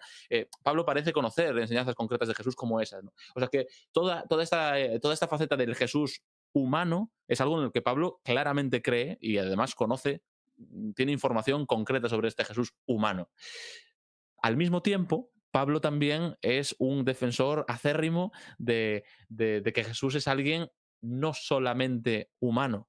Y ahí podemos citar, por ejemplo, los momentos más claros, ¿no? Por ejemplo, fíjate, ahí en Gálatas, cuando Pablo dice que Jesús es alguien nacido de mujer, nacido bajo la ley, no habla simplemente de que Jesús es nacido de mujer, habla de que Jesús es el Hijo de Dios a quien Dios envió. Dios, al llegar a la plenitud de los tiempos, Dios envió a su hijo, nacido de mujer, ¿no? Como ya ha dado a entender ahí que no fue simplemente un nacer en este mundo y Jesús empieza a existir. Pablo cree en la preexistencia de Jesús.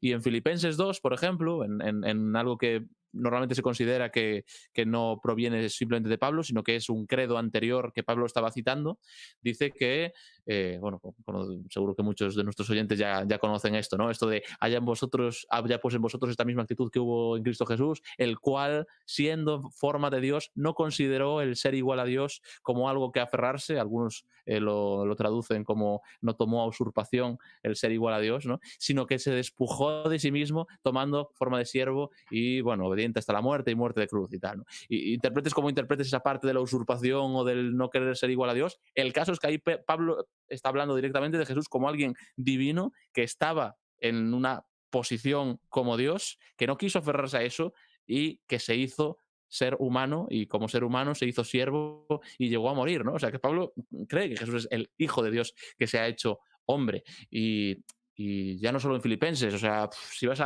por ejemplo, en Primera de Corintios se habla también de, bueno, no quiero tergiversarlo, espera, déjame pensar bien lo que voy a decir. Menciona a Jesús como la roca de Sí, Israel. y la roca era Cristo, por ejemplo. Claro que sí. Ahí está hablando de momentos clave en los que Dios habló al pueblo de Israel y en los que hubo algo una forma en la que Dios actuaba en Israel. Y ahí, por ejemplo, fíjate, esto tiene que ver también con la literatura judía de aquel tiempo. Había quien pensaba ya que la roca que había golpeado Moisés y que, bueno, que antes de eso Moisés le había pedido agua, que no era simplemente una roca estática, sino que igual que la columna de nube, igual que la columna de fuego, pues que la roca también les acompañaba. Y ahí Pablo está hablando, mira, si pensáis en aquella roca por la que el pueblo tuvo agua, esa roca ya era Cristo. En aquel momento Cristo estaba ahí. Cristo fue quien dio agua a estas personas en aquel momento, ¿no? O sea que todo el tiempo Pablo está hablando de Jesús como eso. Habla de que incluso hay quien interprete, y esto es lo último ya que digo, ¿no? Pero también en Corintios, y aquí estoy siguiendo a Tom Wright, que Pablo hay un momento en el que directamente cita o parafrasea, si quieres, déjame leer literalmente el texto. Ujú. Nosotros queremos un solo... ¿Qué Ahí texto va. es? Para que la gente lo pueda estar buscando también. Es que ahora estoy teniendo un lapsus. Tranquilo, tranquilo, yo hago aquí No, relleno. Yo hago relleno aquí. seguimos. Toca el piano, Dimitri, toca el piano. Eh, bueno, da igual, lo diré dentro de un rato, no te preocupes. Seguimos hablando, luego Ay, me viene, luego me vendrá y vuelvo por aquí. Pero bueno, en mientras el caso, hablemos todavía simple. de la divinidad de Jesús con respecto a Pablo. Mencionemos textos como Romanos Ujú, 9:5, que es un texto ajá, que yo, por ejemplo, por el momento estoy estudiando el texto en griego y estoy ujú, tratando de hacer una apología con respecto a ese texto y me he dado cuenta de que es una doxología ujú, a Jesús. Y eso es algo raro sí, porque si tú, por ejemplo, te pones a pensar que es una doxología, es un canto, ¿cierto? Un cántico dirigido directamente a Dios, etcétera, unas ujú, palabras. En el momento que se menciona a Dios en el capítulo de Romanos, la única ujú, manera en la que nosotros pudiéramos conectar el verbo Dios, Teos, en el versículo ujú, 5 es solamente con Jesús, o sea, con Cristo. Porque ujú, en todo el capítulo de Romanos 9 no se menciona en ningún momento al Padre, ujú, solamente se menciona un precedente que sería la palabra Cristo.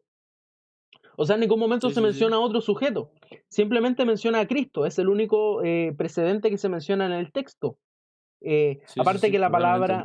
Aparte que la palabra bendito, porque ahí se habla de que Dios es bendito, según la doxología, la palabra bendito debería ir primero si es que hubiera sido dirigida a Dios, y como lo hace Pablo en otro escrito, como en Ujú, Primera de Corintios 11, si mal no me equivoco, parece que es 13. La cosa es que, por ejemplo, tenemos ese ujú, versículo que es un versículo predilecto. También explicar que los escépticos creen que Pablo escribió 7 cartas que son aceptadas universalmente y hay otras 7 ujú, cartas de Pablo que creen que fueron escritas por sus discípulos. ujú, Incluso, no quiero sonar hereje, pero incluso yo puedo hasta llegar a pensar que hay algunas que sí pueden ser escritas por algunos discípulos. No sé tú. ujú. No escritas, Bueno, yo creo que fueron dictadas por Pablo, pero escritas por esos discípulos. ujú. Bueno, el hecho es que hay algún momento en el que Pablo manda algún saludo de, si no me equivoco, Sóstenes, que está escribiendo esta carta, ¿no? O sea, que claramente sí que Pablo había otras personas que escribían. Incluso hay quien piensa que cuando al final de alguna carta Pablo dice esto de mirad con qué grandes letras os escribo de mi propia mano, si no me equivoco, al final Ujú. de las Gálatas, eh, muchos piensan que eso seguramente habría sido las líneas que Pablo mismo escribió como firma de esto es mío, pero realmente el resto de la carta no lo habría escrito Pablo, probablemente él lo habría dictado y en el caso de Gálatas, algún amanuense escribiendo rápido todo lo que Pablo iba soltando, ¿no? Iba apuntándolo. Y evidentemente, Incluso eso no además. es malo, po. Incluso eso no es malo. Bart Ehrman, una de las cosas acertadas que Ujú, dice es que en el primer siglo las cartas se escribían por medio de escribas. Por ejemplo, sí, la carta de Romanos fue escrita por Tercio, si no me equivoco, ujú, y fue dictada por Pablo. Entonces, podemos llegar a la conclusión de que en sí, en estas cartas primarias, porque mencionan mucho Primera de Corintios, y eso es lo bueno porque Primera de Corintios se toma como una de las cartas originales de Pablo y Romanos sí, también, y Gálatas también. Eh, ujú, pero las otras cartas, por ejemplo, que son secundarias, que no se toman como directamente de Pablo por los escépticos, que ya serían como Tito, que Tito ujú. 2:13 dice algo, pero inminente con respecto a la deidad de Jesús. Sí, sí, Eh, sí. la misma carta de Hebreo, cuando en Hebreos 1 empieza a demostrar obviamente la carta de Hebreos no fue escrita por el mismo Pablo, sino que fue escrita por otra persona. Yo sospecho que Ujú. fue Apolos, sospecho. Claro, ahí no es especulación, ¿no? Pero de Sí, hecho la carta, si hay algún cristiano que se está sorprendiendo, que revise la carta porque la carta no dice haber sido escrita por no, Pablo, ¿eh? O no sea, dice no. nada de Y, nada. y Pablo siempre empieza sus cartas de una forma muy parecida y las termina de una forma muy parecida y en Hebreos no, en ningún momento dice yo, Pablo, nada. No Pero hay bueno, rastro de nada. Sí, es verdad, y perdón por el lapsus de antes que se me ha ido, pero tiene que ver con una de las que son de las 7 con las que no hay duda de que son de Pablo, ¿no? Es en 1 Corintios 8. Pablo está hablando ahí sobre. Hay un momento concreto en el que 1 Corintios 8:5, por si alguien quiere buscarlo en la Biblia, Pablo está hablando de quienes dicen que hay muchos dioses, está hablando de la típicos temas de los profetas judíos, ¿no? Las personas que creen que no hay un solo Dios, sino que creen en muchos otros, que para los judíos eso se llama idolatría y no politeísmo, ¿no? Y Pablo está hablando de eso y lo confronta con algo que es básicamente judío, que es la idea de que hay un solo Dios. Cualquier judío se habría criado repitiendo y oyendo una y otra vez esta Deuteronomio oración, ¿no? 6:4. Exactamente, Shema Israel, Adonai Eloheinu, Adonai Echad. Escucha Israel, el Señor nuestro Dios, el Señor uno es, ¿no? Como hay un único Dios. Y entonces Pablo aquí enfatiza eso, versículo 6, dice que, sin embargo, para nosotros hay un solo Dios, el Padre, de quien proceden todas las cosas, y nosotros somos para Él. Y un Señor, Jesucristo, por quien son todas las cosas y por medio del cual existimos nosotros. Fíjate que herejía para muchos podría ser, y esta idea que Pablo está haciendo, está tomando la Shema judío, que es precisamente la máxima, el máximo símbolo de el monoteísmo judío, y le está metiendo dentro la idea de que y hay un solo Salvador, que es Jesucristo, por quien todas las cosas existen y por medio de quien nosotros mismos existimos. Esto para cualquiera sería como para que le estallase la cabeza, ¿no? Me gustaría agregar Y algo ahí. Algo ahí. sí, sí, En la Septuaginta, la ujú, palabra Señor es Curios en griego. Ahora ujú, el problema es que, por ejemplo, la Septuaginta, como muchos de ustedes saben, la Septuaginta es la versión en griego que fue escrita en los años 70 por 70 hombres, cuenta la historia, la leyenda, que es la versión en griego del Antiguo Testamento. ujú, En este Antiguo Testamento se menciona casi 8000 veces la palabra, em, el tetragramatón, griega ujú, HWH, con respecto al nombre de Jehová, y en la Septuaginta se transcribe como Curios. Ahora, lo ujú. interesante es que en el Antiguo Testamento la palabra de Curios podía significar Dios o podía significar un dueño o alguna persona. A veces se refiere a personas en énfasis, a personas Ujú, común y corriente de carne y hueso. Ahora, lo interesante de esto es que en las 8000 veces que salen en la Septuaginta, solamente 400 son para referentes humanos y todo el ujú. resto es referente a Dios.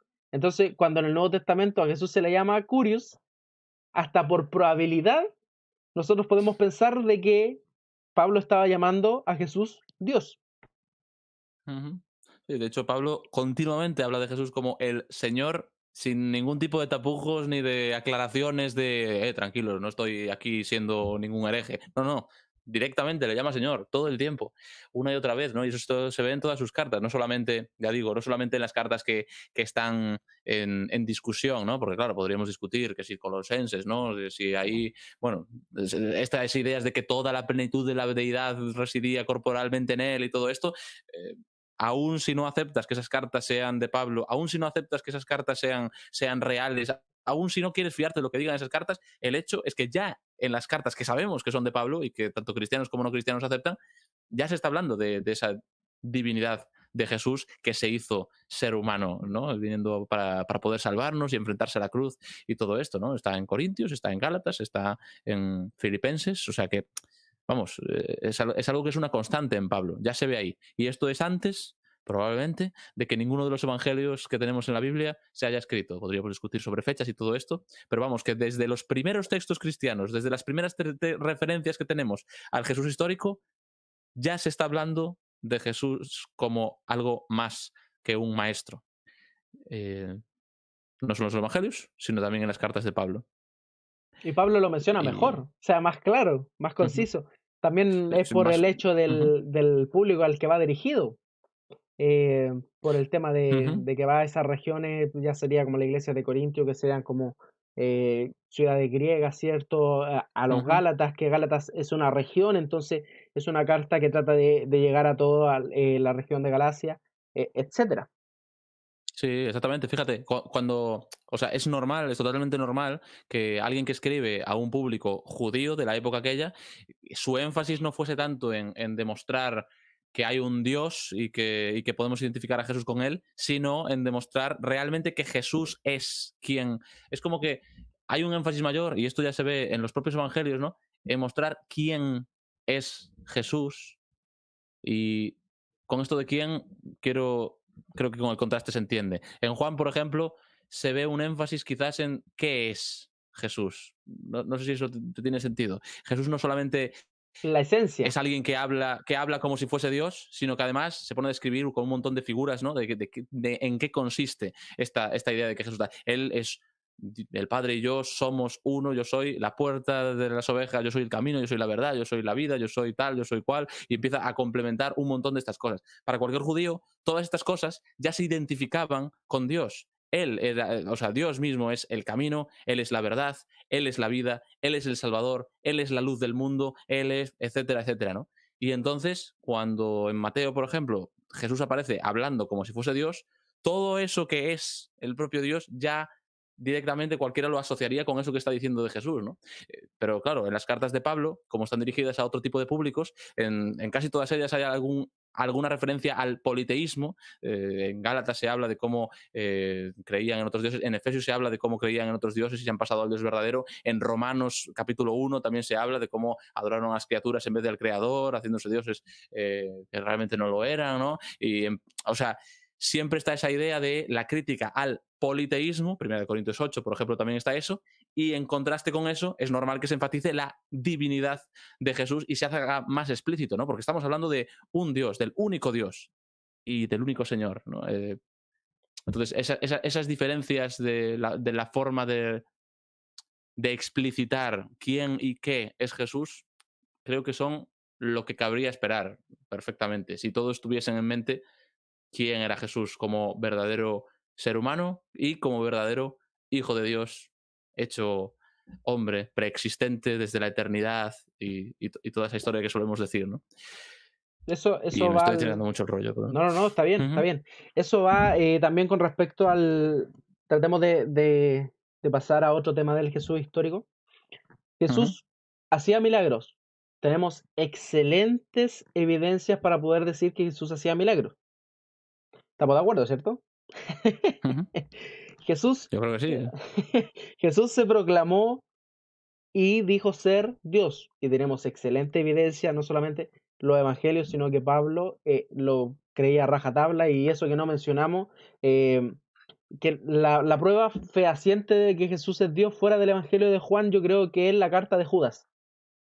una de las cartas más cortas del Nuevo Testamento, y en Judas habla, la mayoría de los manuscritos buenos que nosotros tenemos, en una parte habla de que dice que el Señor los sacó de Israel.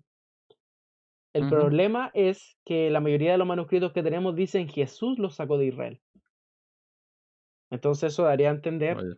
que Jesús es Dios. O sea, sería una manera directa de poder probar de que Jesús es Dios. Y eso sí que sin mencionar en Hebreos capítulo 1 cuando este escritor anónimo dice que eh, cuando se refiere a los ángeles se refiere a ministros de fuego, etcétera, etcétera. Pero cuando habla del Hijo se refiere a tu trono, oh Dios. Reinas Ujú, por los siglos, que Dios te ha ungido Dios, etcétera. Que esa es la definición de Mesías, el ungido de Dios. O sea, Dios te ungió Dios, ujú, el Mesías. Entonces, creo que tenemos buena ujú. evidencia de que Jesús es Dios, pero también me gustaría pasar a otro Sí, ámbito sí. en el... Y de hecho, perdón, ¿Mm? pero la última cosa, solamente para los frikis, un apunte para los frikis, ¿no? De que, porque a veces también se piensa que en realidad eso atiende a la doctrina de los dos poderes, ¿no? Hubo algún judío en aquel momento que hablaba de que había un poder también, aparte del de Dios, ¿no? Que podría haber un segundo trono para el Mesías, a quien le correspondiese tal, e incluso se tiene presentado al Hijo del Hombre como alguien, como una figura con poder, Y y lo se le trataron de había hereje. identificado. Sí, sí, sí, sí. Pero claro, fíjate que todo esto que se dice de Jesús va más allá aún de eso. Es decir, no se está hablando, se está yendo más allá de, por ejemplo, lo que se dice sobre Enoch, cuando se le intenta identificar con el Hijo del Hombre. Se está yendo más allá que simplemente decir que hay dos tronos. Se está hablando de el Hijo Eterno a quien deben adorar estamos hablando de Hebreos, ¿no? Por ejemplo, a quien deben adorar todos los ángeles de Dios, cuyo trono es por los siglos de los siglos, y que, bueno, en fin, creo que hay cosas que se dicen ahí directamente acerca de Jesús como Hijo de Dios que va más allá de lo que se había dicho anteriormente de ninguna otra figura, por lo menos dentro de la literatura judía que conocemos. Aún por mucho que tiremos del hilo de intentar buscar divinidad en las atribuciones que se hacen a ciertas figuras como la del Hijo del Hombre, olvidando... No sé si me estoy explicando. Bueno, en fin, el que tenga oídos que oiga. Querías cambiar de tema, ¿verdad? No, no, no, está bien. Es que yo creo que ya hemos abordado bien ese tema Sí, sí, sí. y está bien argumentado con todas las cosas que hemos mencionado. Pero también no me gustaría dejar de lado varias cosas con respecto al Jesús histórico, como por ejemplo alguna apología que podamos hacer con respecto a dónde nació, sus estudios. Por Mm, ejemplo, hace poco hice una publicación sobre si Jesús era analfabeto o no. Y yo creo que ujú, tenemos buena evidencia para poder dar a entender de que Jesús era un maestro.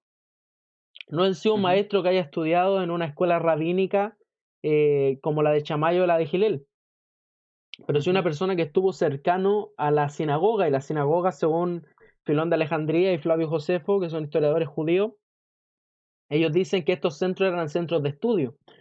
Así como para que la ujú, audiencia se haga una idea, eran como escuelas primarias. ujú, Entonces después cuando la persona estaba toda su vida en la escuela primaria, había un rabino o había una persona que te decía, no, tú estás para más allá, y esa persona llevaba a una escuela de interpretación, la cual era la de Chamayo y la de Gilel.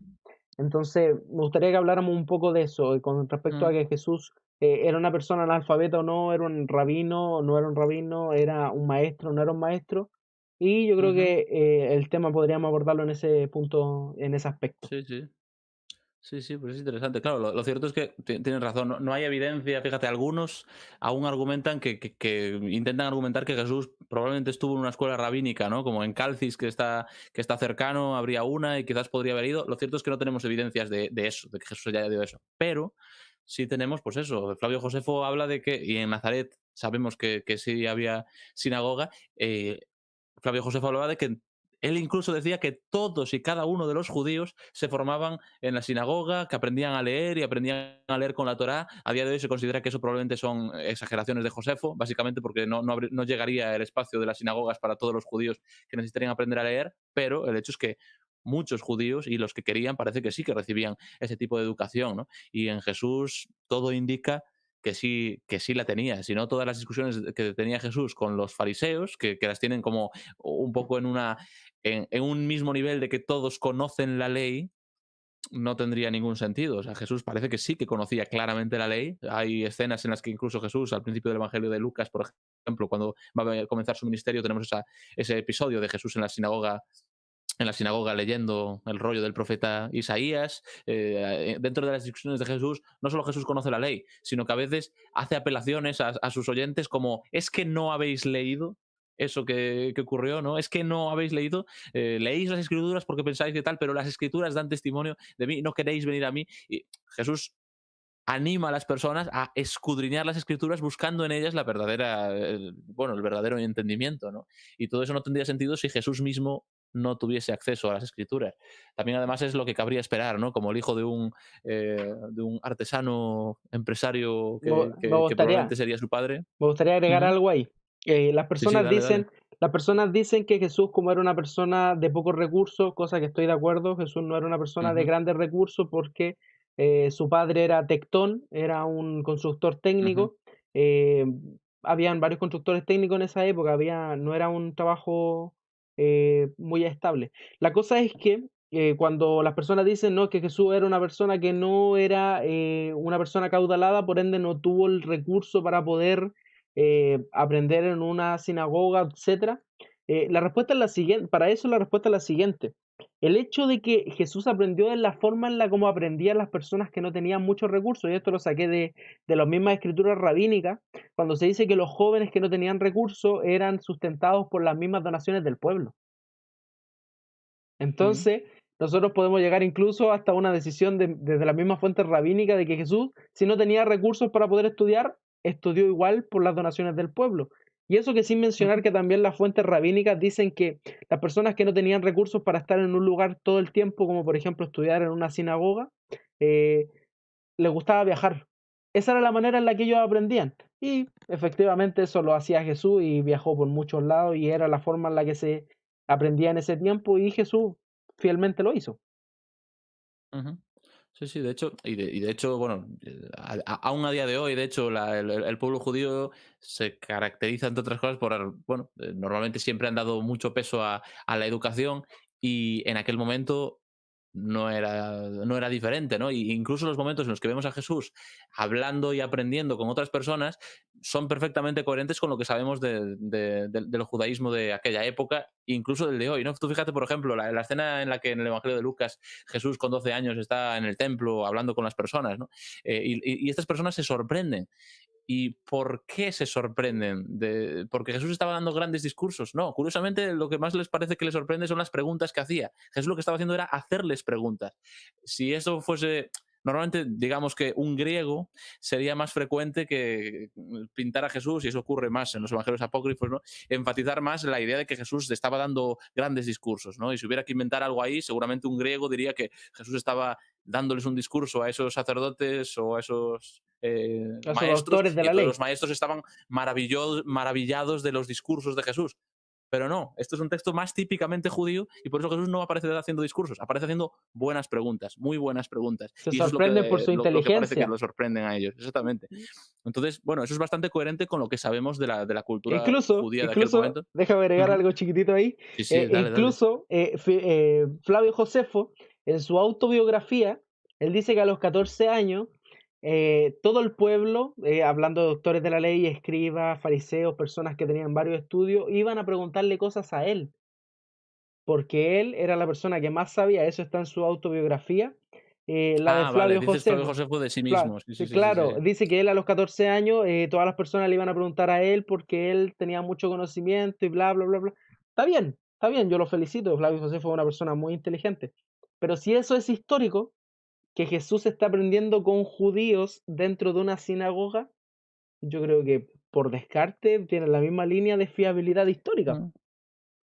Sí, sí, sí. Bueno, Josefo también a veces yo no sé cuándo podemos fiarnos de Josefo y cuándo no, ¿no? Porque ahí, por ejemplo, parece como que él sabía más que nadie, pero después en Contrapión parece que habla de que todos los judíos y cada uno de ellos conocen al dedillo cada uno de los puntos de la ley, ¿no? Entonces, probablemente, seguramente ni era tanto de una cosa ni era tanto de otra, ¿no? Ni sería tan niño prodigio, ni se sabían tan bien la ley, pero sí parece que tenían una educación y que estaba muy generalizada, que una buena parte de los judíos de aquella época sabía leer y escribir, y a día de hoy, incluso, pues eso, he oído alguna vez a Piñero decir que pondría la mano en el fuego incluso de que probablemente sabría algo de griego, porque, bueno, en fin, cualquier vendedor y lo que sea, era la lengua vehicular de aquel momento y era lo Eso, normal eso que lo supiesen. incluso ni los propios cristianos lo creen. O sea, los cristianos creen que Jesús sabía arameo y sabía hebreo porque hablaban arameo y leía la Ujú. escritura en hebreo. Eso lo creen más los escépticos, cosa que yo creo que deberíamos empezar a tomarlo como algo histórico, que Jesús sabía 3 idiomas. Sabía hebreo, sabía Ujú. arameo y sabía griego, porque Probablemente. Que tenemos buena evidentemente su evidencia de eso. lengua. Mm, que evidentemente su lengua materna sería el arameo y sería la que, con la que se hablaba normalmente, pero como si era un estudioso de la Torá, como se acepta que lo era, pues tendría que saber hebreo porque era en lo que la Torá estaba escrita. Y de griego, claro, no sabemos cuánto de griego sabría Jesús, ¿no? De hecho, en los evangelios solamente hay una escena en la que aparecen unos griegos y Jesús se aparta y se va a hablar con ellos y con ellos necesariamente habría tenido que ser en griego si se dio esa conversación, ¿no? Pero probablemente si hubo conversaciones entre Jesús y algún centurión romano, si hubo conversaciones entre Jesús y Pilato, por ejemplo, eh, Pudieron pues ser en su es altamente idioma, pues. probable que fuese en griego, ¿no? A pesar de que en la Pasión de Cristo aparezcan hablando en latín, ahí, Quides Veritas, probablemente tendría más sentido que fuesen en griego esas conversaciones. Claro, claro, así que creo que en ese punto podemos llegar incluso hasta agregar, los mismos escépticos nos dan más de lo que nosotros muchas veces creemos. Yo cuando estaba estudiando ese tema y cuando me dijeron, oye, hasta sabe 3 idiomas, yo dije, ah, mejor para Cristo. Prácticamente un avance que estas cosas se vayan teniendo. Entonces, Mm, Jesús hacía milagros, Jesús se ujú, proclamó como Dios, Jesús ujú, prácticamente era un maestro, no un rabino en sí, pero era un maestro. Así que prácticamente nosotros podemos dar como deducción muchas veces que el Jesús se separa de lo que es el Jesús de la fe y el Jesús histórico, pero la pregunta es la siguiente: ¿qué más evidencia necesitan los escépticos para poder creer en esa unión? Pero antes de que me respondas, no se olviden de pegarle una me gusteada, una compartida. Acuérdense de poder seguir la página de Dúvidas de nuestro amigo Rubén ahí en Facebook y en YouTube, donde tiene sus buenos proyectos. También estar siguiendo la página de BC Online, que es una excelente página que transmite las 24 horas en su canal, donde hay música pero muy buena y estos programas también que son muy buenos, son bastante edificantes. Sigan también la página Religión al Descubierto, cada vez estamos subiendo más cosas interesantes. Se me había olvidado mandar los saludos a todas las personas que nos están viendo, les mando un beso y una bendición tremenda. Tenemos otro saludo de Daniel Polanco que nos dice buenas noches, Dios les ujú. bendiga, saludos desde México. Hasta allá ha llegado Saludos, la Daniel. palabra. Un abrazo. Saludos, saludos Daniel y que el Señor te bendiga mucho, mucho. Ahora la pregunta, Rubén, la pregunta. ¿Qué otra evidencia o qué más evidencia quieren los escépticos? Pues es una pregunta complicada. Si quieres que responda directamente, sería muy difícil. Voy a salirme por la tangente, pero es complicado porque en realidad yo creo que digamos lo que digamos y haya la evidencia que haya, siempre uno se va a poder hacer construir una historia alternativa bueno, para Oh, poder reconstruir a me Jesús de otra encantó, manera, ¿no? me encantó esa frase. Incluso Ujú, me gustaría quitarte unos pocos segundos para poder citar una frase que me encanta de R.C. Sproul con respecto a ese mismo ujú, tema. R.C. Sproul tiene un libro que se llama ¿Quién es Jesús?, que fue una de las últimas obras que ujú, sacó, y en la página 11 dice lo siguiente: lo que los académicos descubrieron detrás del velo fue un Jesús creado a su propia imagen conforme a sus propios prejuicios. Los ujú, liberales del siglo XIX descubrieron a un Jesús liberal, entre comillas. Los existencialistas descubrieron a un héroe existencial. Y los marxistas descubrieron un revolucionario político. Los idealistas descubrieron un Jesús idealista y los pragmáticos descubrieron un Cristo pragmático. Buscar detrás o ujú. más allá del Nuevo Testamento es salir a cazar gamosinos equipados con los focos del orgullo y el prejuicio. ¿Qué te parece esa frase? Me Magna, parece típica ma- de Tito Arsi Sproul, sí, señor. Sí, sí, y conste que también podremos añadir que a veces nosotros mismos podemos también caer en errores de construirnos nuestros propios Jesuses y nuestros propios dioses. ¿Eh? Yo a veces me sorprende de cómo los propios cristianos podemos llegar a pensar cosas que ni son realmente bíblicas ni se corresponden realmente con Jesús, ¿no? O sea que ahí podríamos meternos en el mismo saco con todo eso, Sí, ¿no? de todas De maneras. construirnos a Dios un poco a nuestra imagen en lugar de pensar que es al revés, ¿no? Pero si Jesús es realmente tal y como los evangelios lo decían, oye, podríamos discutir mucho sobre ciertos temas, sobre ciertos puntos doctrinales, sobre cómo ciertas cosas los cristianos a lo mejor tendemos a, yo qué sé, a exagerarlas, pero si es real que Jesús es pues quien él dijo que es y quien podemos ver en los evangelios, entonces, ¿qué necesitamos para creer en eso? Jesús dijo ciertas cosas como que el que quiera hacer la voluntad de Dios sabrá que la doctrina es de Dios, ¿no? Eh, y habló de aceptarle a él mucho más que de aceptar sus palabras. Y también habló de aceptar sus palabras, ¿eh? La anécdota de las dos casas, tomar sus palabras y tenerlas en cuenta. En Juan también se habla de permanecer en su palabra, pero la mayoría de las veces en las que Jesús llamó a las personas a algo no fue a creer simplemente en unas palabras o en una evidencia, fue a creer en una persona, en sí mismo, ¿no? Como quien él era. Y claro, el problema es que ahí Jesús creo que vinculaba bastante la voluntad de las personas a ese responder al llamado o a no, ¿no? Creo que es más importante lo que una persona busque que lo que una persona sepa, porque no es una cuestión solamente de evidencia. Mira, hace bueno, ahora cuento la anécdota, la dejo para dentro de un momento. Creo que lo que necesita un escéptico para poder creer que Jesús era quien decía ser y todo eso, en un nivel es abrirse a que realmente Jesús pueda ser eso. Muchas veces, por muy académica que suenen las investigaciones, siempre, en fin, todos partimos de prejuicios, todos venimos con nuestras ideas preconcebidas y las aplicamos a los textos y de eso no nos libramos los cristianos, tampoco se libran las personas que no lo son.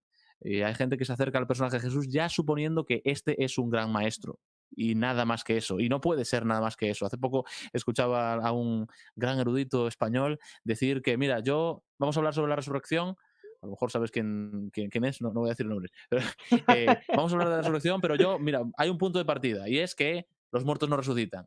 Yo no estoy dispuesto a creer que un cuerpo muerto pueda volver a la vida. Y de ahí, a partir de Tengo su ahí, libro, partimos, ¿no? Pues tengo mira, su libro. y alguien hace poco en una entrevista le preguntaba que, claro, ¿y qué dirías de las personas que te dicen que, claro, pero estás partiendo de un prejuicio naturalista? Entonces, claro, si ya partes de ahí, de que eso es imposible, entonces ya no puede haber diálogo. Y esta persona respondía, bueno, pues entonces yo no dialogo, no tengo ningún problema. Es que a mí si me vienen diciendo algo así, es que no, lo siento, pues no dialogamos, ¿no? Y claro, si partimos... Incluso el otro día Ujú, estaba viendo un debate de un escéptico con un cristiano y este ujú. escéptico le dijo, ¿qué pasaría si es que yo te doy la evidencia más sólida que tenemos con respecto al cristianismo? ¿Tú serías cristiano? Y él le dijo, no. ¿Sabéis lo que Ujú, sabéis lo que él creería? Creería que los marcianos, los extraterrestres en general, llegaron y vinieron a dejar a Jesús en la tierra y después se lo llevaron ujú. y Jesús era un marciano, era un extraterrestre. Ya, ya. Sí, sí, claro. Tú Pero fíjate. no creer en Dios. Ujú.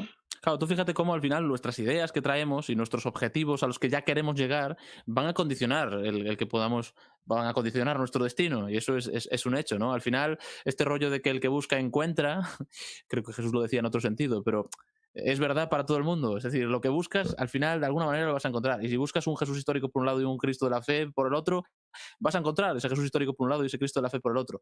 Y si buscas ver si realmente es coherente Jesús en su totalidad, yo creo que sí que vas a poder ver también la coherencia, ¿no? Y por eso yo animaría a todos, si hay escépticos escuchándonos, a que además de analizarle a evidencia en cuanto a ver ese contenido, que te abras a ir hacia donde la evidencia te lleve. Porque creo que la evidencia lleva en una dirección y que no es la dirección que muchos escépticos piensan. Entiendo que también ahí hay algo que, bueno, yo como soy cristiano, ya lo sabéis, pues claro, hay algo sobrenatural ahí. Fíjate, ahí está la anécdota. Hace años yo recuerdo que conocí a un chico, a un tío que es genial. Quién sabe si nos estará viendo ahora o, no, o verá este vídeo. Eh, y, y recuerdo que este tío era agnóstico y que él te ponías a hablar con él y él conocía de Jesús muchísimo. De hecho, la primera vez que lo vi en mi vida, me vino citando Mateo 11:28, bueno, circunstancias, cosas que ocurren. El tío era un friki de la Biblia y conocía un montón. Y hubo un momento que yo le pregunté directamente, oye, ¿qué te falta? ¿Qué te falta para dar el paso? Porque es que en realidad con todo esto que sabes, con todo esto que me estás diciendo, me parece muy curioso que no creas en Jesús, ¿no? Y él me dijo que, pues mira, me falta que Dios me haga clic. Y digo, que Dios te haga clic. Y me dice, sí, claro, se supone que es el Espíritu Santo y todo eso, ¿no? Pues mira, si Dios es real, si realmente es como tú me estás diciendo, entonces, pues nada, que Dios mande al Espíritu Santo. Yo estoy abierto, yo estoy leyendo, yo estoy investigando y estoy abierto a que Él me haga algo. Pero yo, hasta que Dios me haga clic, no voy a creer, no tiene sentido, ¿no? Yo seguiré siendo agnóstico. Y este tío pasaron años y precisamente, y precisamente esta semana, y con esto ya doy la pista, si nos está escuchando de sí, estoy hablando de ti, eh, esta semana me dijo, oye, ¿qué estabas haciendo tal día? Bueno, estábamos varios hablando. Pues yo estaba haciendo tal, yo estaba haciendo cual, tal, no sé qué. Y él dijo, pues ¿sabes lo que estaba haciendo yo? Convertirme. Fue como, ¿cómo? ¿Pero qué me estás diciendo? Resulta que dice que se estaba haciendo cristiano. Y fue en plan, ¿y qué pasó? O sea, ¿qué estaba pasando ese día para que tú te hicieses cristiano, ¿no? Y lo curioso fue, que claro, a veces tú escuchas testimonios que son bueno, de repente sentí lo que nunca habría sentido, y hay cosas a veces muy emocionales que son geniales, ¿no? De experiencias que la gente tiene de Dios que son prácticamente místicas, ¿no? Y es como, wow.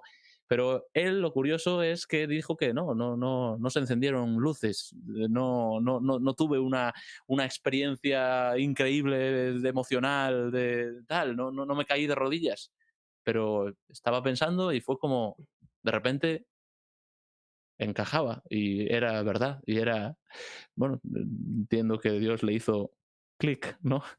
Y entiendo que hay una parte de eso ahí, de que, ¿qué hace falta? No hace falta solamente evidencia.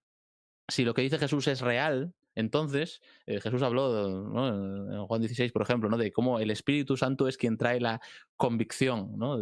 Que convencerá al mundo del pecado, de juicio, y que nos enseñará toda la verdad, ¿no? Si lo que dice Jesús es verdad y tú nos estás escuchando y te falta algo para poder creer, plantéate que no estás solo con esto, que hay alguien, Jesús no nos ha dejado solos cuando se ha ido, sino que Jesús nos ha dejado su espíritu, que tiene la capacidad de convencer al mundo y de darnos a conocer toda la verdad.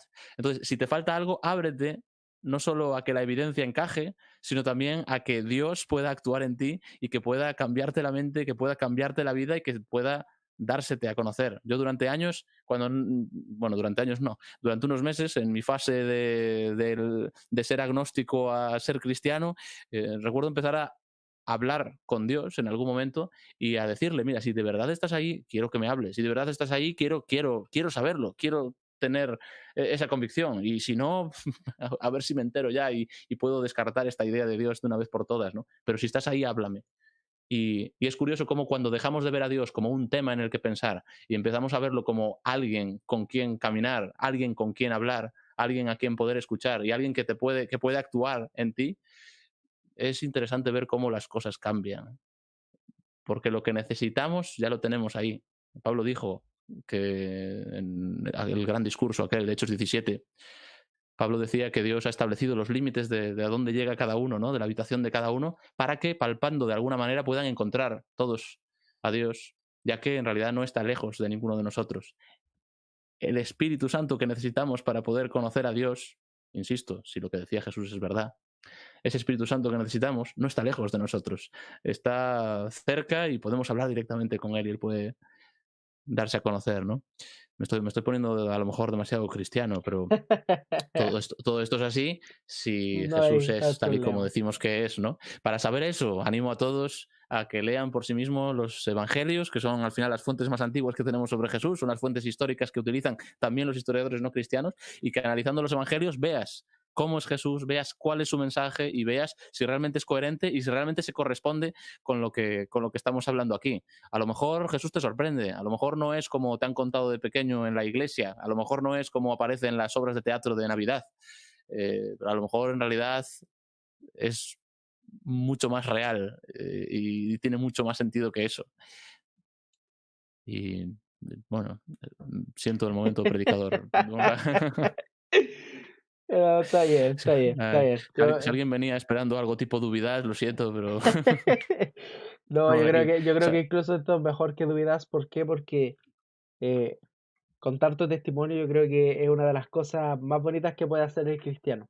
Eh, Así que bien, me parece espectacular lo que ha pasado. Voy a leer el último comentario. Daniel Polanco nos volvió a escribir y nos puso, esas son presuposiciones metafísicas que terminan la conclusión desde el inicio, refiriéndose ujú, al erudito que tengo ahí guardadito, porque, porque, ostras, tío, las cosas que dice ese compañero y las cosas las que concluye. Y hablando ujú, de conclusiones, yo creo que es momento de dar por cerrado el tema de Jesús de la fe, Jesús histórico. Darle las ujú. gracias a todas las personas que han estado con nosotros, que el Señor les bendiga, las guarde, las proteja. Y realmente me siento sumamente bendecido de tenerte, Rubén, aquí conmigo en este programa. Para mí ha sido de mucha bendición tenerte aquí. Para mí lo ha sido también estar aquí, ¿eh? O sea, yo súper agradecido por haberme invitado, bueno, por ceder también este espacio y este tiempo y gracias a todos los que nos hayáis escuchado hasta aquí o que nos vayáis a escuchar. Un abrazo para todos. A ver si nos vemos alguna vez más por aquí también, quién sabe. Sí, sí, quedamos, quedamos, De quedamos momento. agendados ya quedamos agendados la próxima vez que vamos a conversar en noviembre, sobre lo que mencionaste hoy día, po. Vamos a conversar sobre el tema más importante de la Biblia, po, que según Pablo, sin eso es vana nuestra fe, así que para que no se lo Vaya, pierdan vaya. aquí en tu canal de BC Online. Así que ha sido realmente un gustazo. Cada una de las personas va a poder estar repitiendo esta transmisión para poder estar sacando puntos porque hemos hablado muchas cosas. Imagínense si hubiéramos entregado las fuentes directas. Ahí sí que hubiéramos estado 3 horas hablando. Pero para mí ha sido una grata bendición, así que me gustaría orar para que estuviéramos terminando nuestra conversación y vamos a seguir, Padre amado, Padre celestial. Te damos las gracias, Señor Jesús, por estar con nosotros nuevamente, Señor, en este programa. Te quiero pedir, Señor, que tú puedas bendecir la vida de Rubén, Señor, la vida de las personas que están detrás de cámaras, Señor. Que te quiero pedir, Señor, que tú estés entregando sabiduría, Señor, y entendimiento, Señor, llenando corazones, Señor, a las personas que le hace falta, Señor. Esas personas que han tenido necesidad, Señor, durante esta cuarentena, Señor, y durante estos problemas, Señor. Yo te quiero pedir, Señor, que tú las recubras con tu misericordia y con tu gracia y con ese amor que tú siempre has tenido, Señor. Así que te damos las gracias en el nombre del Padre, del Hijo, del Espíritu Santo. Amén y amén.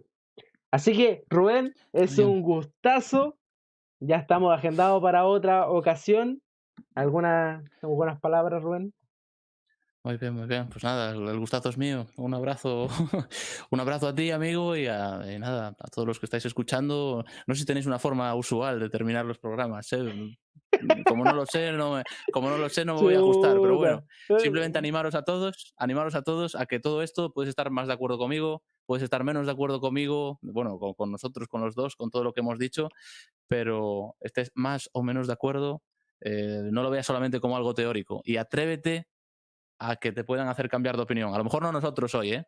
Pero oye, si lees por ti mismo Jesús, puede que Jesús mismo te puede hacer cambiar de opinión en algo. Ya que hablamos de tema histórico, el otro día leyendo a Luis, precisamente, en Cartas del Diablo a su sobrino, hablaba de cómo el punto de vista histórico a veces nos obnubila de una manera que hace imposible que dialoguemos con los autores del pasado, ¿no? Porque parece como que al dar un punto de vista histórico lo que pretendemos es poner algo en contexto, ver cómo esto se corresponde con todo lo que dice la gente de su contexto, ver cuál era la intención del autor, ver qué impacto pudo tener eso en sus oyentes, ver cuál es el estado actual de la cuestión.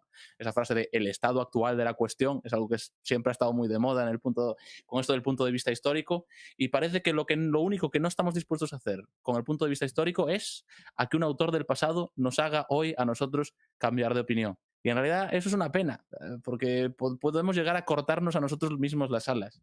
Creo que tenemos que escuchar lo que pueden tener que decir los autores del pasado, y Jesús es un autor que a todos los que hoy le escuchan todavía sigue mostrando que tiene poder para cambiar vidas. Así que, insisto, no es solamente un tema teórico, no te quedes solamente en lo histórico, atrévete también a que Jesús pueda cambiarte la mente y que te pueda cambiar la vida. Y dicho esto, yo ya me callo.